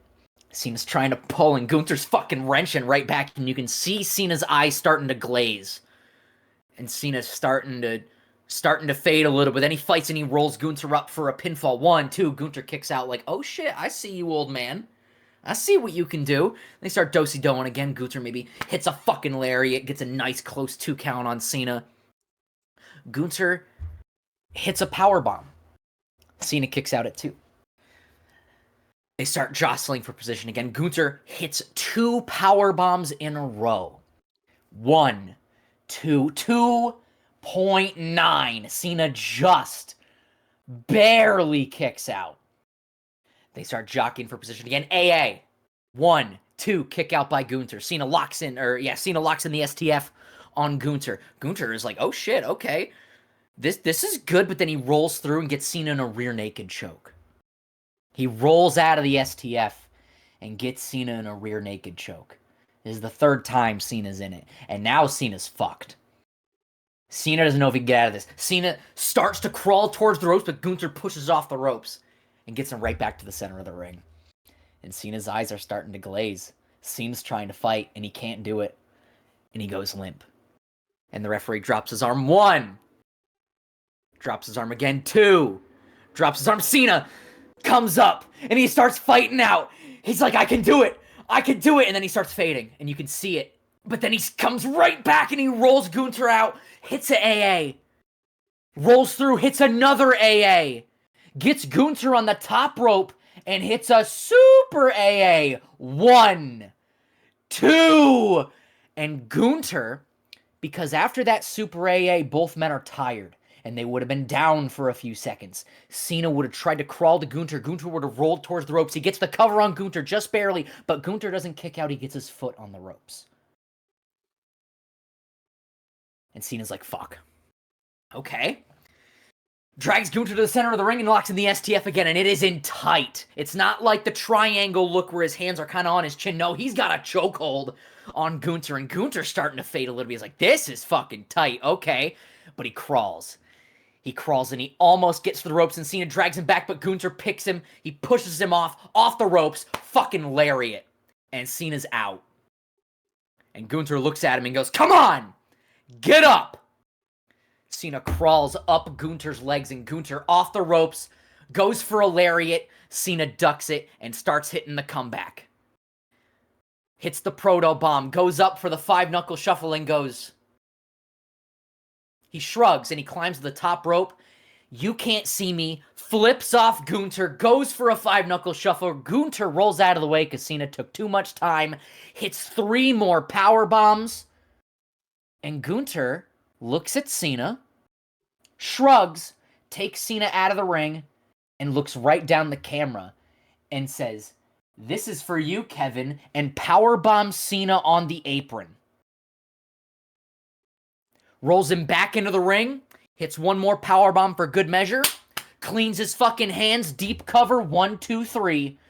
Gunther beats Cena clean. Doesn't choke him out because Cena fought valiantly, but he beats him in the middle of the fucking ring. And everybody's sad. Everybody's crying. Cena goes out on his back on his last match. Gunther adds another fucking infinity stone to his gauntlet, if you will, of the guys he's retired. And the reason he would have looked down the camera is when Kevin Owens comes back, that's the program that Kevin Owens will start. He will start a feud with Gunther. Ooh.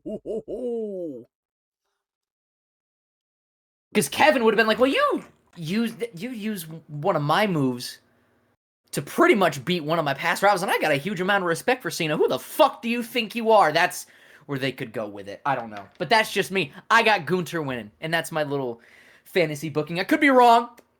Gunther could still win, and that match could go fucking nothing like I thought, but I got Gunther winning. Not by chokehold, no, but by a pinfall. Absolutely. Middle of the fucking ring. And after that, and again, I agree, don't hit the music right away. Have it simmer. Here is your winner, Gunther. And just let it sit. And after like 30, 40 seconds, hit Gunther's music, and then have it fade out, have Cena in the middle of the ring, hugging fans, crying, and he leaves, and that's where the show fades to black. As Gunther retires John Cena. Because John Cena, yes, has put over some younger talent in his latter years, but I think he really wants to make do and make good on the mistakes that he made when he was Super Cena. So I think putting Gunther over here is the right way to go. And that's what I would have done. Ooh. Very interesting booking there. Very interesting to see. And, HeelBalor, you're last up. What do you make of John Cena's final match? I'm not going to try and one-up my brothers here, because everything they said here is fantastic. Leo, Christian, Beast, everyone said good shit. It's going to be a roller coaster of emotions that night. It's going to be insane. Gunther being the final opponent, I would have done somebody different. That's just me. But it is what it is, sadly. John Cena having his final bow in the ring, so that with Gunther should be fun. I'm not going to try and play a scenario of what could happen, like what I want to happen, because we'd be here all day. Long story short, I'd have John Cena win this match. Big old Superman comeback. Everything these guys said here wrapped all into one. Everything except him losing. If he loses by tap out, let me say this first and foremost. If he loses by tap out, the audience is walking out. The audience is gonna be pissed. The audience is gonna be upset. And that does not need to happen with John Cena tapping out. Yeah, the guy who never gives up, gives up. I mean, I get the story, I understand that, but no, that's just me. No. Just John, in my opinion, should win this match. One big comeback again. The 5 moves doing 5 knuckle shuffle. I give him a super AA to Gunther. I give him thousands of AAs. Lock him in the STF. Maybe he gets out of it. The sleeper hold reverse back into the STF. Redo, an AA through the table. Go back shit insane with this match. Gunther does not need this win. Gunther retired Goldberg. Congratulations. John Cena needs to win this match. One, he just lost Survivor Series, and John shouldn't lose his last match. Outside of that, he really just, in my opinion, shouldn't lose this match. Gunther doesn't need the win. I do like him. He's cool. But no, he shouldn't win this match. If he does, I'll roll my eyes, but it is what it is. Big Superman coming up for Cena. 5 knuckle shuffle. Hell, call it the FU in the freaking match for all I care. Just so many things. The roll through AA. An attitude just on top rope. Whatever it takes to keep Gunther down. This could be a hoss fight. This is going to be insane. That's how I would do it. Just so many wild stuff in this match that I'm looking forward to. I think it's going to be very fun. Like, give them at least 30 minutes to cook, I guess. 30, 20 minutes. Not 20 minutes. I'm talking 20. 30 minutes to cook. Have them go out there, put on a banger. And just, well, you're expecting a 5-star match? No. I'm not expecting a 5-star match. But I'm expecting, it's John's last match. And I'm expecting some fun stuff. Some very fun stuff. Cena should win this match. I know everyone goes out on their back and their shield. I could see a scenario where that does happen. Gunther does tap out John Cena, and then the audience taps out out of anger and rage. But I'd have John Cena win this match. Nothing against Gunther. He's cool. He's great. He doesn't need the win. John Cena wins. We move. John wins this match. And afterwards, everything that B said and the crew here said, let it simmer. Let the moment settle. Don't let the music play. Let him in the ring, thank you, Cena, all that stuff. Tears are falling down, everyone's crying and all that, He goes up the ramp, salutes one more time, and then, someone's music hits. I don't freaking know. And that doesn't tease like he's getting back into wrestling. No, but I just have a big salute, whatever, towards the end. The roster comes out, clapping. We're all clapping along, thank you, Cena, and all that stuff. I would have a big emotional ending for this show. And they send Cena off into the sunset. And, that's why I do it. John Cena wins. All incredible takes, all incredible sort of ways to do it. My goodness. Man, how the hell am I gonna top you guys here? Because, man, when it comes to this match, honestly, I'm gonna be perfectly honest here. I'm not the biggest fan of the decision of the opponent. And I get it. Everyone and their mother have been saying that Gunther was going to be the one to retire John Cena. Even Bloody Santi's app months ago was saying that's going to be Gunther.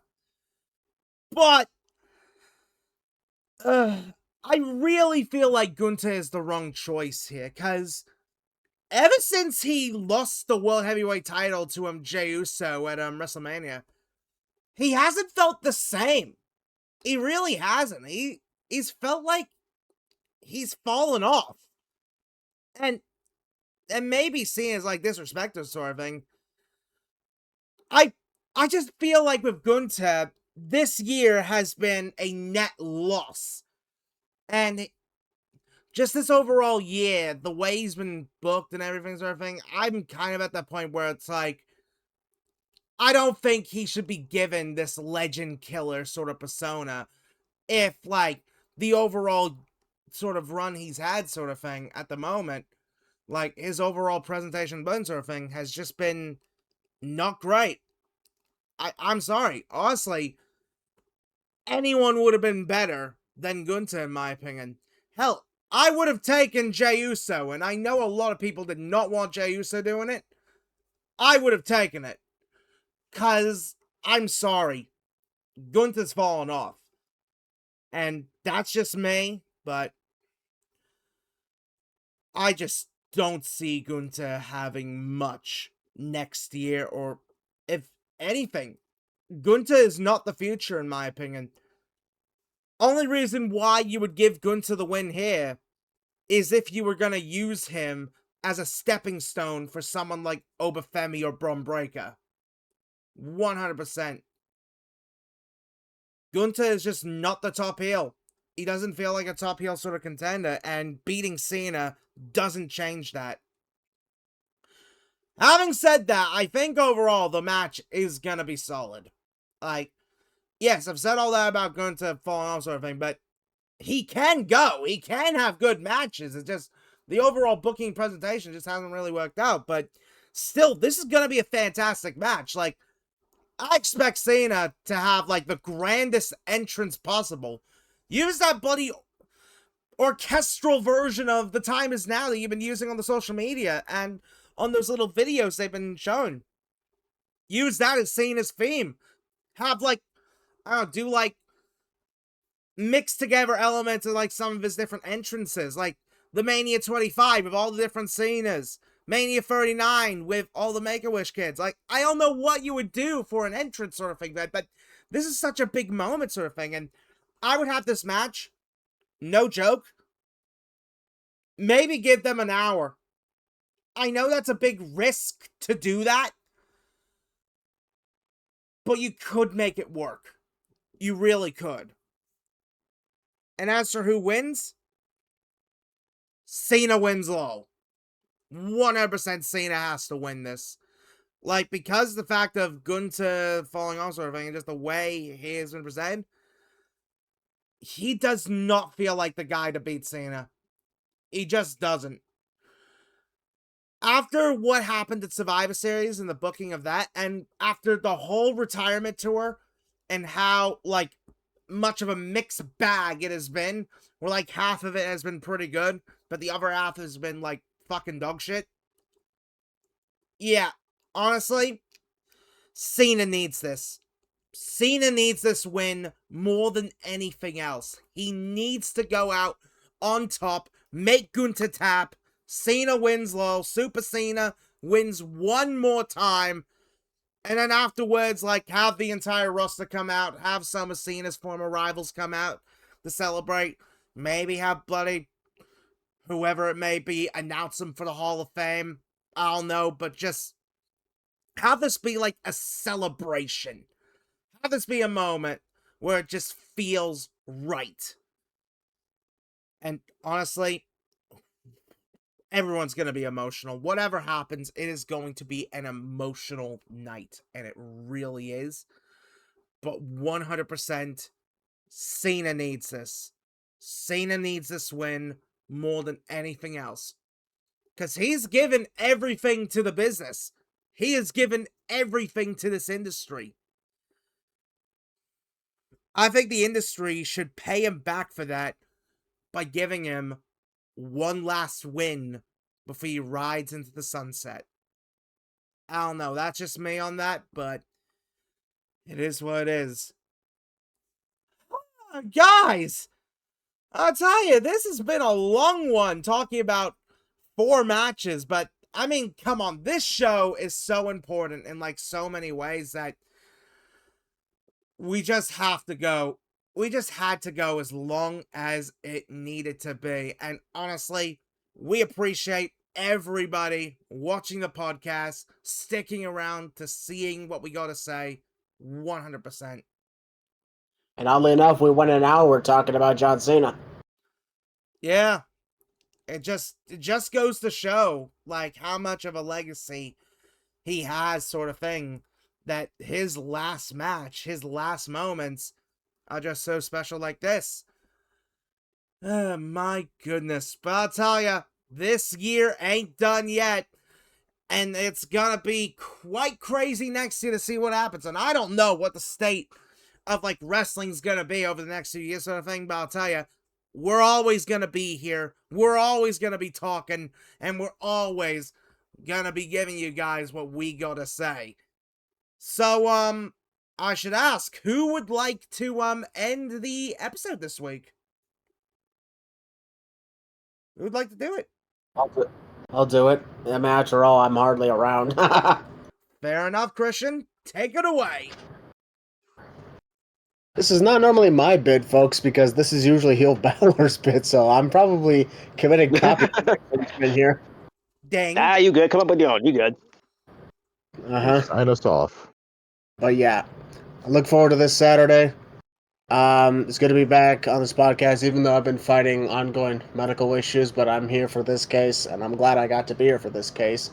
I'm aiming to get better in 2026, so don't worry, folks. I'll keep y'all updated. And as always, for Tylor, for Leo, for Beast, for HeelBalor, we are the losers. This is our lounge. John Cena's last match is this Saturday. His time is up. Their time is now. And after this, you can't see him. Thank you very much, John Cena. Ride off into the sunset.